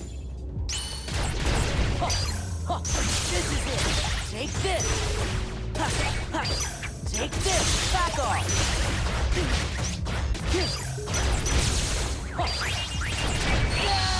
Oh, you don't hit me when reflects up. You don't hit me when reflects up. Uh-huh. Man, I feel like enemies are programmed to hit you outside of reflect if you spam it too much. Like the timing. I fucking hate the Christmas toy boxes. It'd be a little different if like they had the bolts actually graphic, but they don't. They just pop out, and if they're within their line of sight, it just automatically hits you.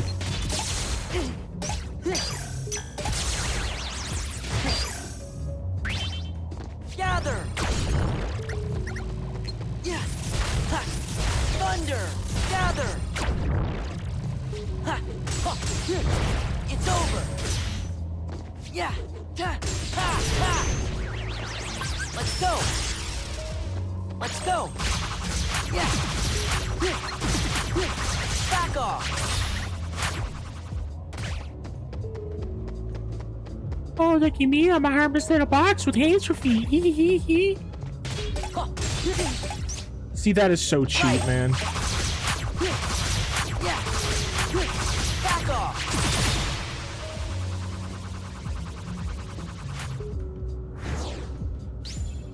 Right.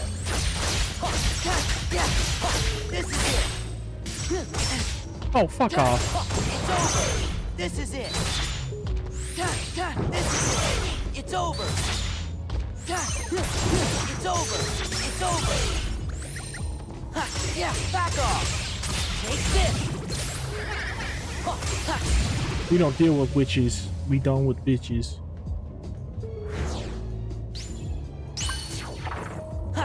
Yeah, back off. Take this.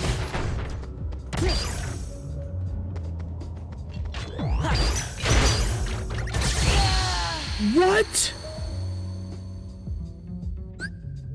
A fat body hitting me with his stomach will nearly one-shot me. If I'm missing any health, it's gonna one-shot me? Holy fuck, dude. This is gonna be so frustrating.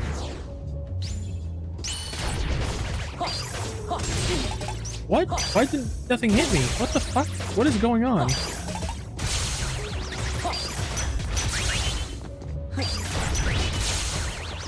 I love Kingdom Hearts 2 level 1 playthroughs where consistency is met with different results every single time.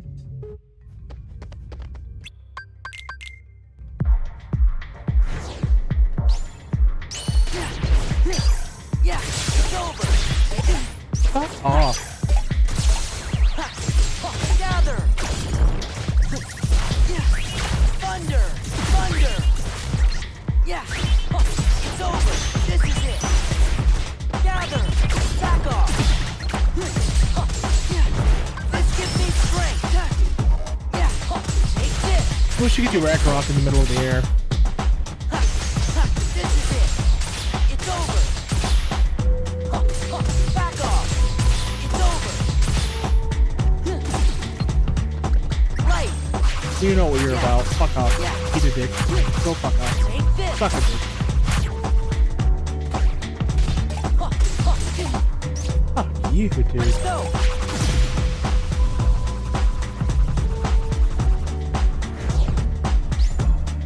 Right. It's over. Fuck you. God. Just get pelted with magic at the side at the same time. What I might do, I might just go get a shit ton of elixirs. Like a fuck ton of elixirs. I know I only need 8, but I mean, for just going back into it real quick without having to reload a save.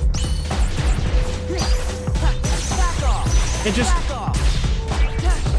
say, fuck you to the game. Oh my god. I really don't like being hit by one thing and then being trapped by a giant combo that leads to me dying, which happens a lot in these level 1 playthroughs. Because they think you're gonna have second chance and once more. This is it. Yeah. This is it.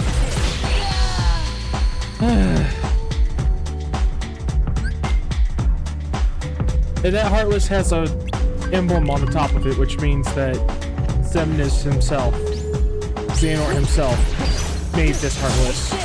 He's a sick son of a bitch.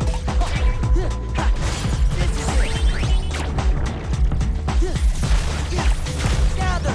Thunder. Yeah. Back off. What?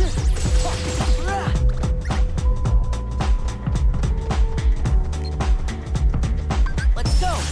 Give me strength. Yeah.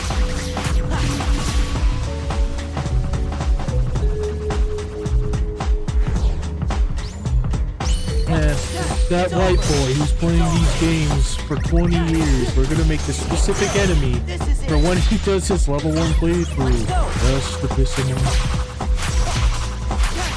Back off. Really? This is it. It's over. What?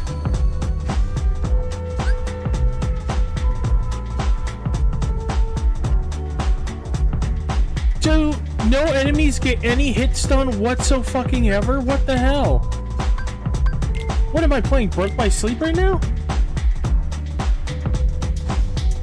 I might change my strat because the ultimate keyblade would be great for a level 1 to first to 54 run or whatever. But for this, maybe because I just want to get through it.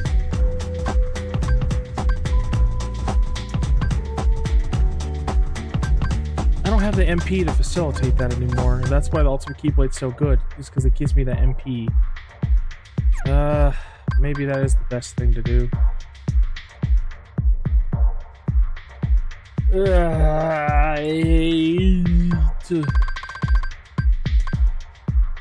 Because ethers are nice, but once I'm in the red or the pink, whatever, I have to use 2 of them.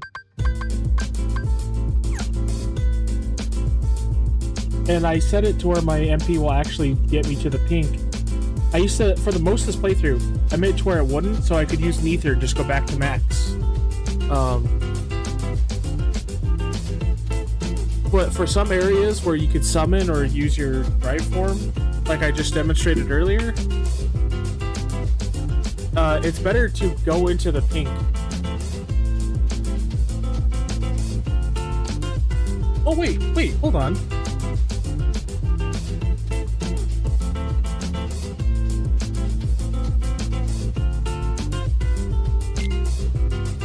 Wait, I don't need to go into the pink. I think I was only doing that because I was thinking I needed to get all the use out of my spells, but...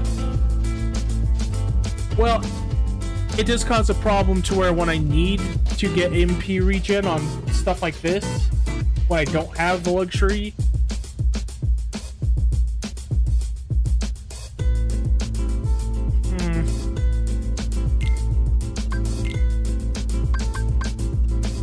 Technically, this fucking thing would be the best Keyblade. I'm so tired of seeing that one too.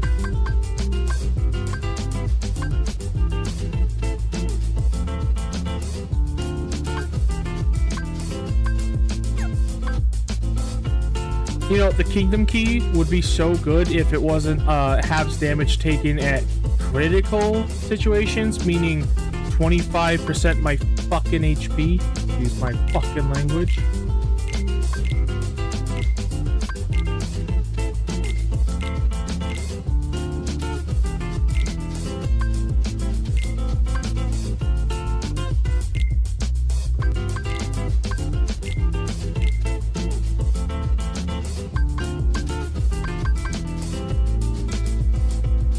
This is useless unless you have it equipped to yourself, actually.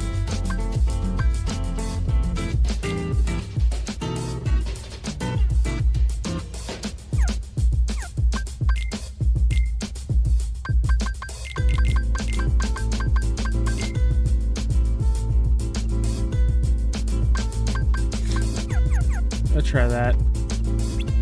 That way I can keep using ethers to get me back up. And by the small chance of the Kingdom Key being able to save me. Well, that was my bad. I forgot that those boxes, when they're floating, can't be picked up, which is just stupid. Also, there's just something very aesthetically pleasing about Kingdom Hearts 2 Sora with just a Kingdom Key. Dude, I couldn't even land. Get bent.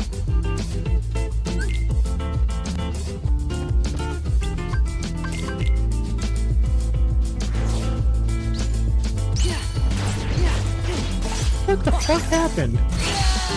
What is happening?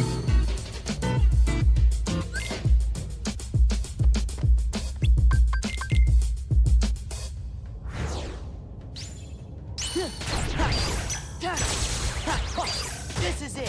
Back off. Yeah, I hate them. Thankfully, you'll never have to learn what they're like in a level 1 playthrough. It's over. Back off. This is it. Take this.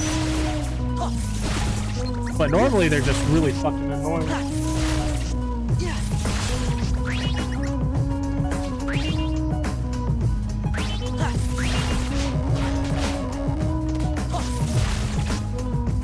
Give me strength. Take this. This is it. You know, when I first conceived doing these level 1 playthroughs for my sister, Let's go. I was debating only using the Kingdom Key and not getting any armor. This is it. But my my level 1 playthrough of Kingdom Hearts 1 showed me that that's not a good idea. Back off.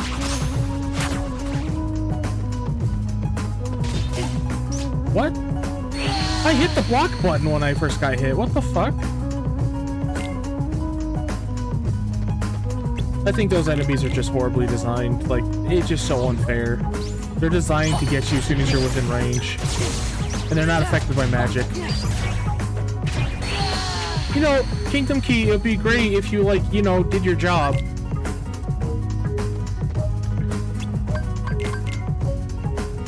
Can't believe one of their hits takes my health down by 75%. I'm viewing this challenge as impossible for me right now. If I go from floor 1 to 50. Oh, isn't that great? Got shot in the back, literally.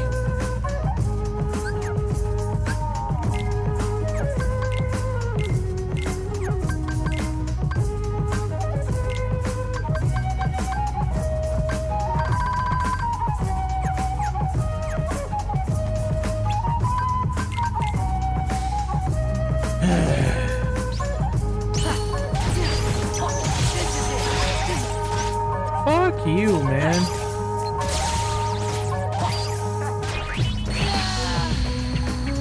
I hate these things.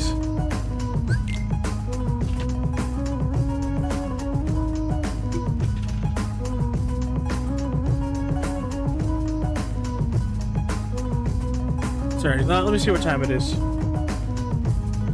Okay, I got 30 minutes, and then I'm gonna hang out with my friends for a couple hours, but I'll be back later.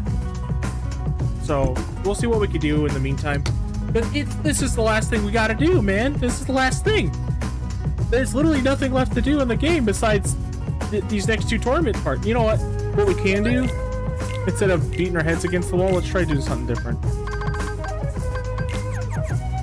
Which is probably still going to result in us beating our heads against the wall. So I like starting on mission 3 because you don't have to do it from floor 1.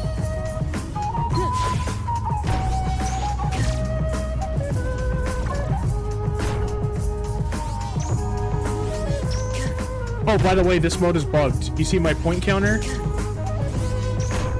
If I get hit while I'm hit, it'll sometimes tick down that point loss.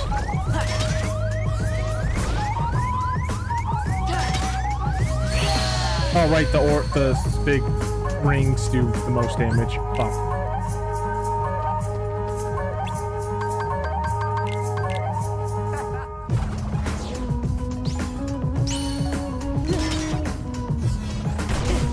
What are you doing, bro? Alright, I guess that's good enough. Oh, I didn't know that guy... Alright.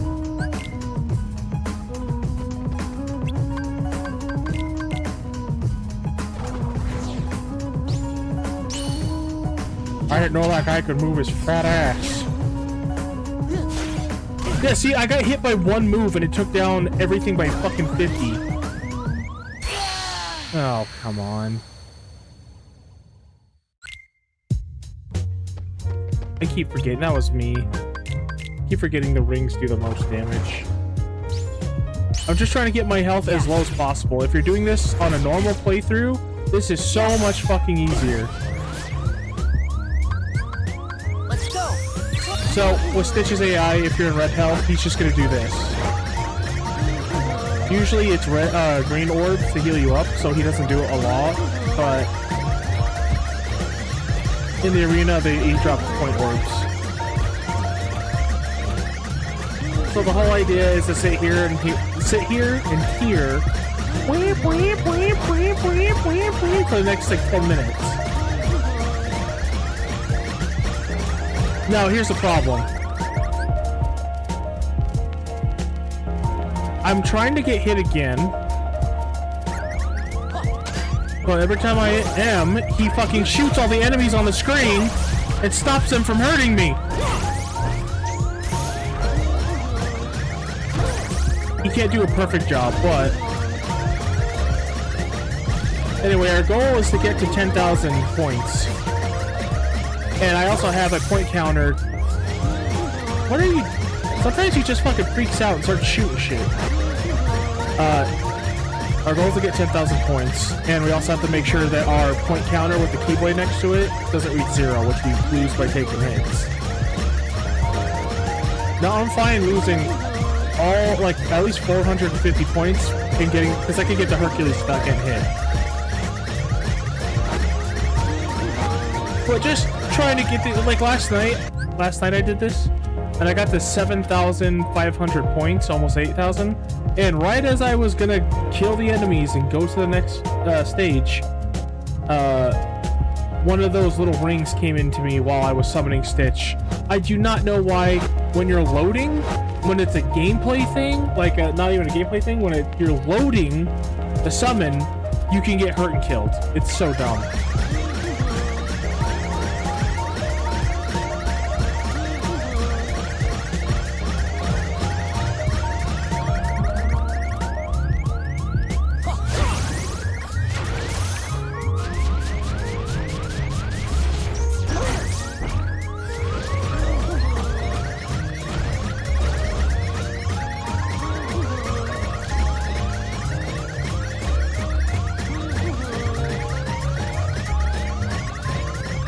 Doesn't do any damage to him. We just keep racking up points. My goal is to try to get to 8,000 points before this fight's over. Stop freaking out, Stitch! Just fire! Now, unfortunately, my HP ticks up naturally while this is active. Give me strength.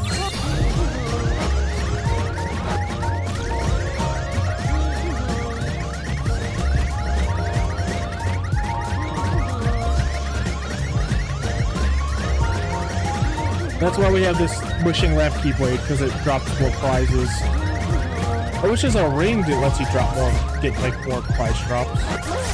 Ah! Oh, perfect! Uh-oh, not perfect.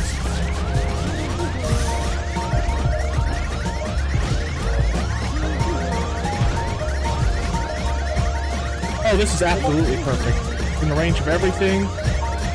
Lowest health I can be. I might get to like 5,000 or 6,000 points with this, or maybe even 7. If I get to 7, I think I'll just go to the next fight. So yeah, this is what I was doing for like 2 hours last night before I fell asleep. 10,000.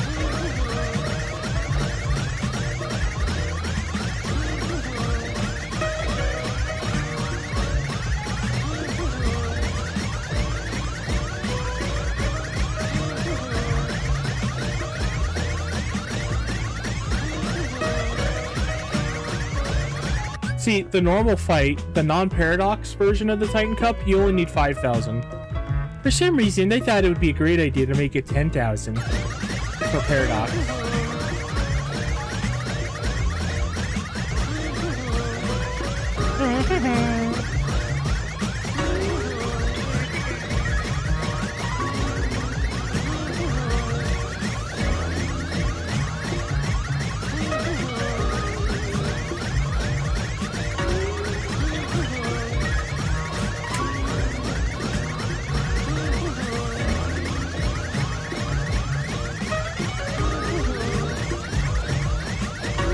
Riveting gameplay, isn't it? Riveting.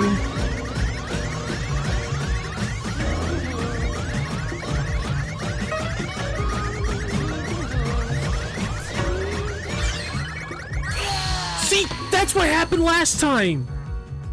See, it's so annoying because I'll be sitting here for like 4 or 5 minutes trying to rack up points because it's impossible. Like, look how much I have from naturally playing this.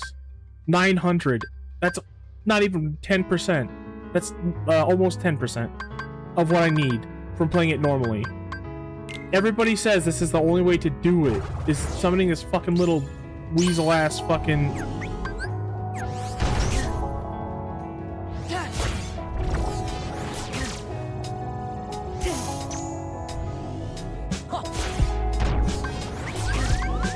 Let's go. Oh, I forgot to put my draw rings. Oh well.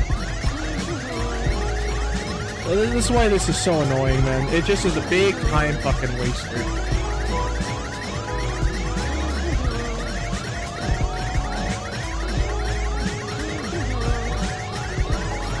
I was thinking about what if I do this once every round and get at least 2,000 points every round, but like that's always risky because some of the later matches have enemies that'll combo me to death or one-shot me.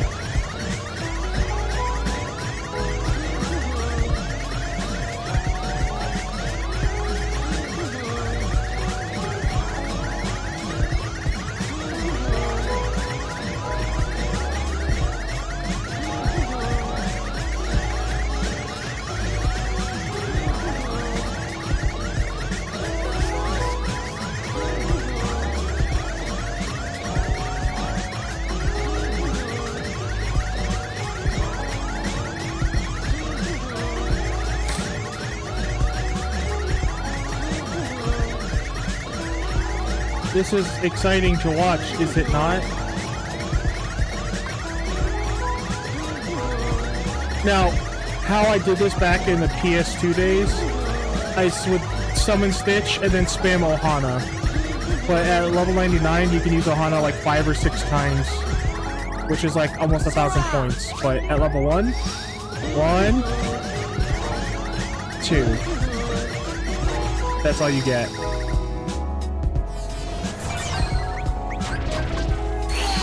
Oh, the little light rings do the perfect amount of damage to kill me with critical health. It's like they knew this was the solution and made it do that much damage when you had ribbons on. No! Ah, no! What? I fucking no-brained it. Like this Titan cup will be so easy to clear, especially with Stitch backing me up, so I can spam Thunders. The problem is just getting the points.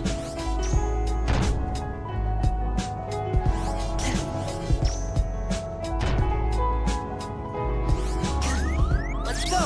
Oh, this is gonna get me like 1,000 points at most.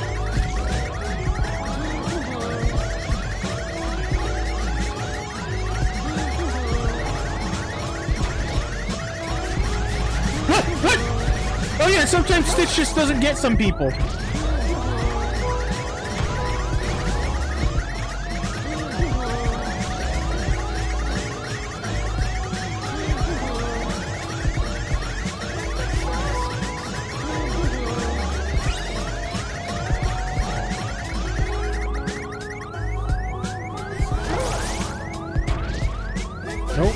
Nope. Damn it, dude. So, the other part about it that makes it difficult is like getting the points within that threshold of how much damage you could take. That's why I'm trying to do, this is the match with the most enemies, and these are the only ones that have like enemies that don't do a fuck ton of damage to me. Did you see that? He circled around me while I had my iframes up and it just absorbed like fucking 60 points. Oh, that's so annoying.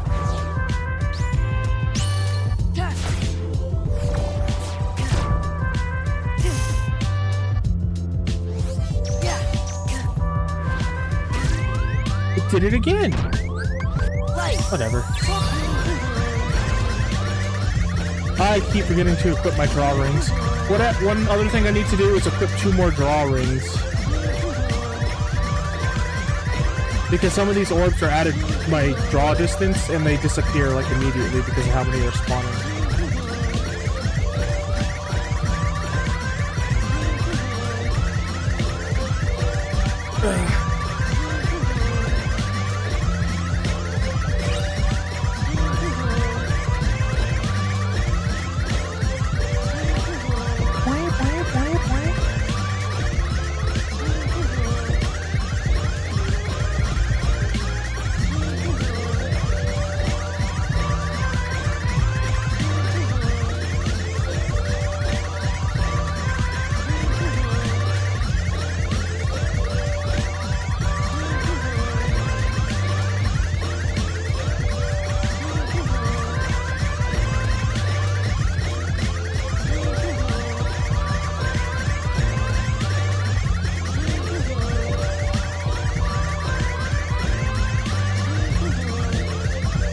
Hey, that's a lot of points at least. We're gonna get probably about 3,000, maybe 3,200 if I use Ohana. So if I do that again, I'm willing to just do that on another fight, even if it doesn't get me the full value.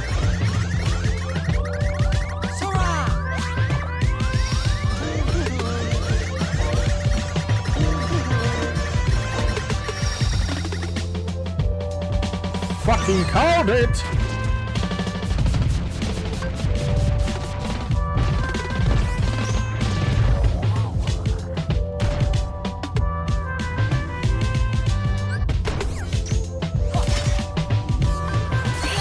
Damn!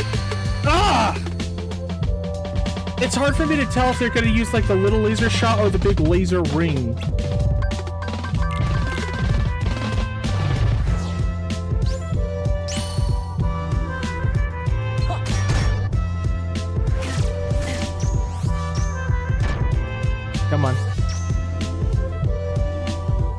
And for some reason, their shots just kind of bounce off me sometimes. I don't know why. Come on. Will one more kill me? Let's find out. Probably.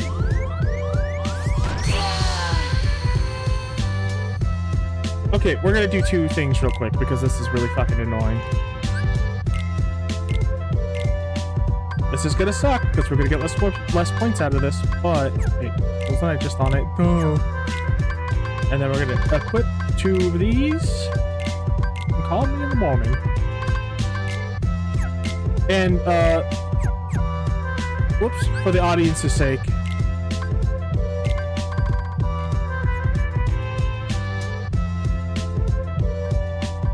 So you at least don't have to hear that at full volume.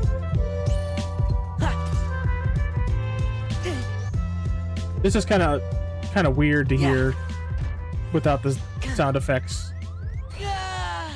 Oh, thank you, Berserker. You had to test the limits of Defender. Thank you. Go suck a dick.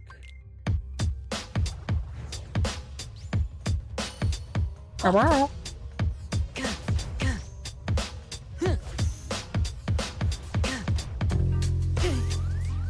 Ooh, that's good. Let's go.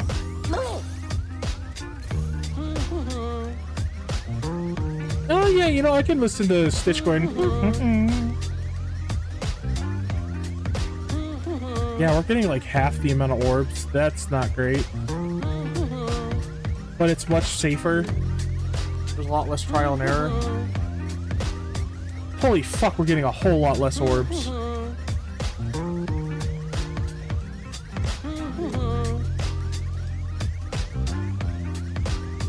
You know, if I was level 99, I think we get a couple jackpot abilities naturally.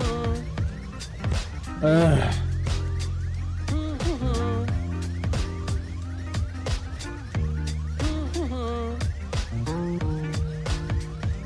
They go against the run, but after I beat the HADES cuP at level 1, naturally, a part of me just wants to get to level 99, or at least, maybe not get to level 99, but max out my attack, magic, and defense stats to max through synthesis, stay level 1, and then just do these last 2 challenges like that.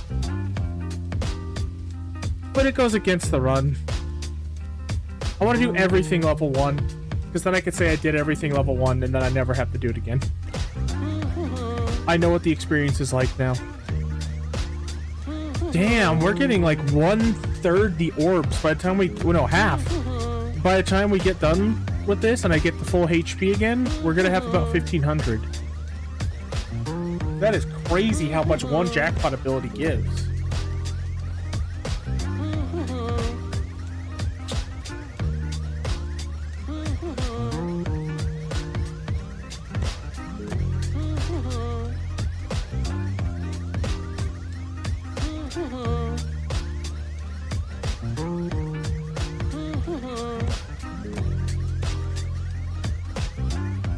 Kind of looks like Stitch was playing the guitar.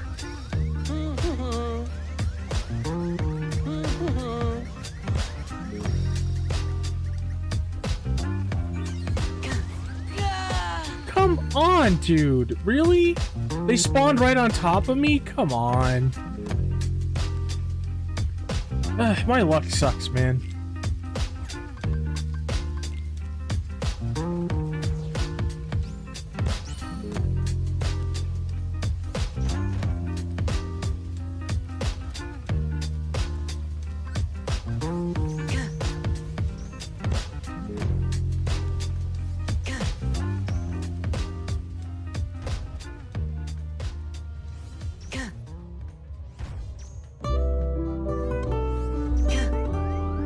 See how much this laser blast will kill me.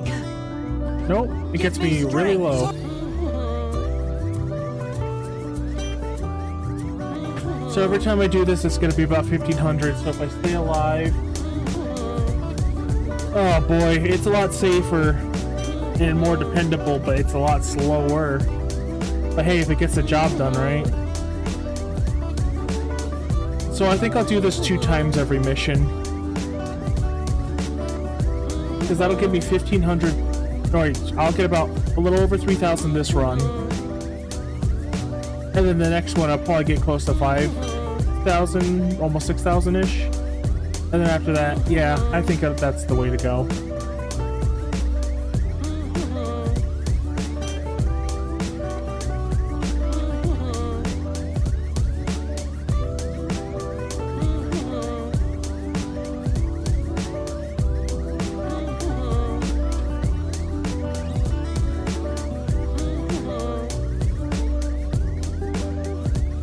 Birth by Sleep is going to be so much easier, because I actually did do that level 1 run many years ago.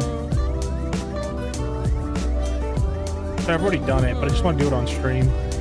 And I never beat the super bosses at level 1, so that'll be new.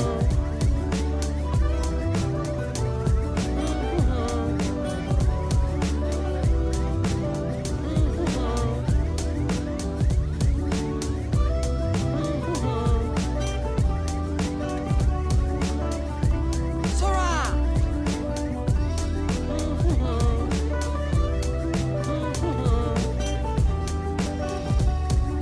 666! The number of the beast.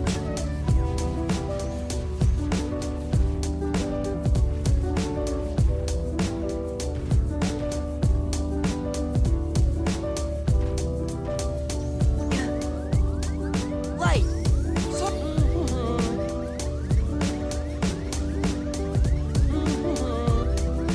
So their laser blasts when I'm at critical health will not one-shot me. That's good. Wonder if the laser rings will. I could risk it. You know, I think I will. I'll risk it and see if I can get to 4,500 ish, maybe 5,000, and then magnet thunder spam these guys with the rest of the summon bar that I have with Stitch here.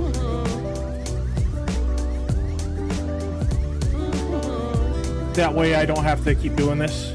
I just gotta make sure that point threshold doesn't go down of how many times I can get hit.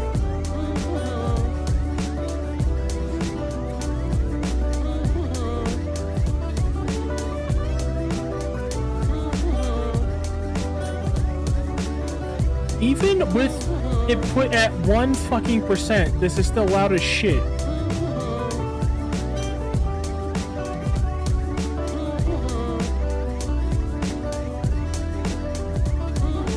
For the sound effects.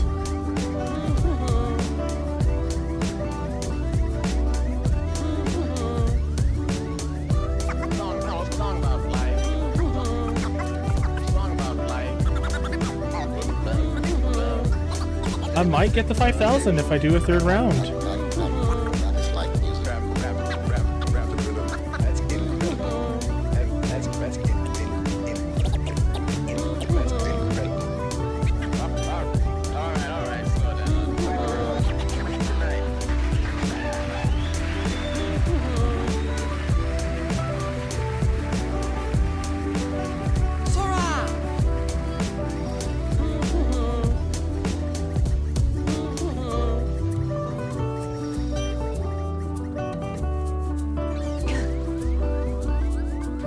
Let's go!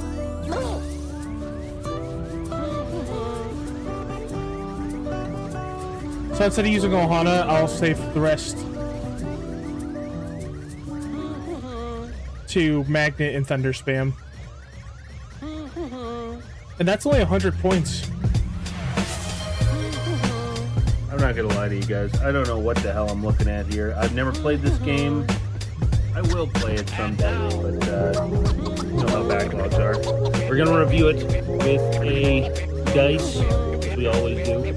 Hopefully it's as honest as it can be. You guys will have to comment whether or not this is an accurate review. So the graphics are a 6. The only people that are watching this review are the people that like this game, so they'll probably like that. The sound design is a 5. The one person that likes this game, you're in the luck, buddy. Let me tell you. Playability is a 6. Alright. You're a genius. I'm the idiot. And the story is a 6. Oh my god. Is this the most hidden gem on the PS2? very well could be. And the fun factor is the stone dice are so great. This might be the greatest. Oh my god. 29 out of 30? Sweet lord. Okay, I'm an idiot. I need to play this. I need to.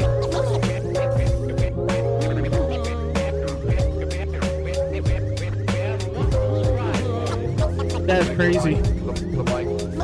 Greater than Kingdom Hearts 2?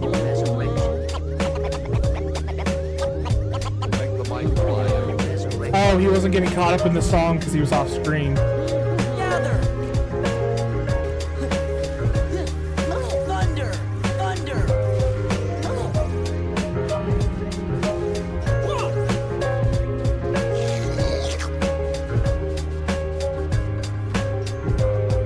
Heal.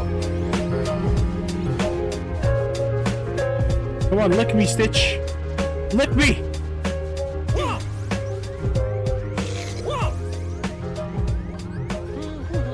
Heal. Ha, ha, ha, rah. Ha.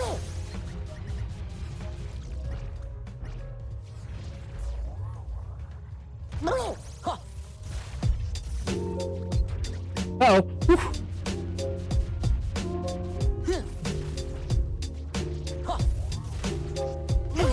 Oh, come on, dude. Heal. Ha, yeah. Rah, ha. Ta, back off. And that won 100 points just trying to take these guys out. Bogus. Bullshit. Give me strength. Sora. Why did I do that? Yeah. Ha. It's over. Yeah. Ta. This is it. Gather. Thunder. Yeah. Ha. Gather. Ha. Ta. It's over. You get so little points playing it normally. Holy shit. Oh no.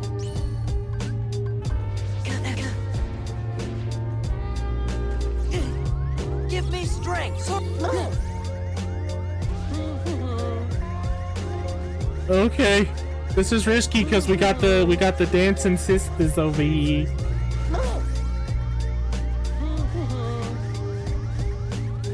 The fallen rocks don't make it easier. Oh great, he's gonna stop. He's gonna stop playing whenever a rock's about to hit me.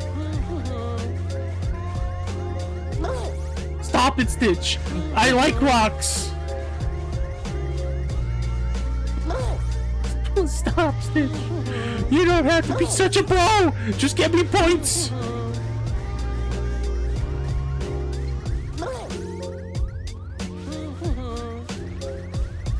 This is an awful level to do this on.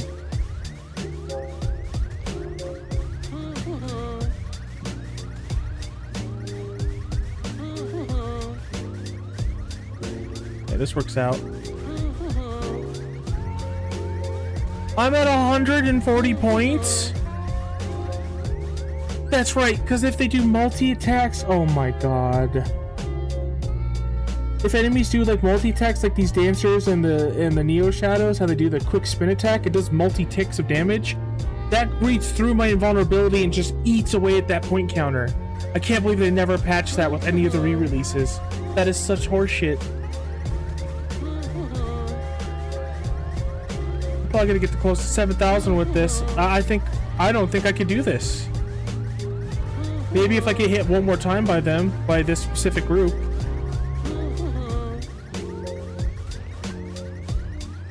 But I also have to watch out to not get grabbed by those bitches.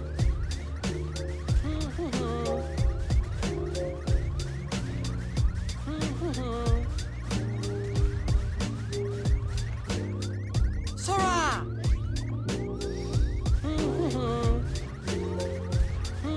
Yeah, I have to get hit one more time by them and not get grabbed. This is awful.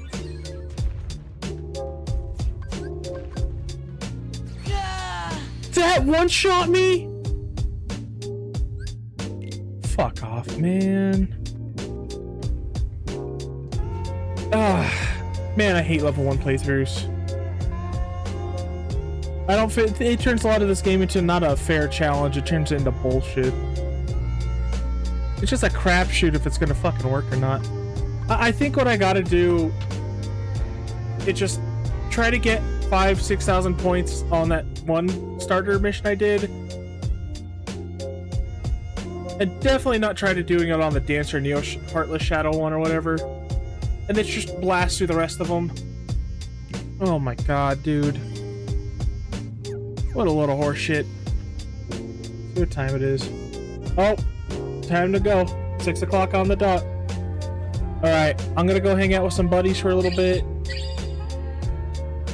I might be back tonight. I'll see. I did go AFK for a long time today. Yeah, I'll try. No, I keep saying I'll try to do the schedule thing. It doesn't work for me. I'm too stupid. Alright. Well, if I see you tonight, I'll see you, bud. Alright. Thanks everybody for watching. Take care.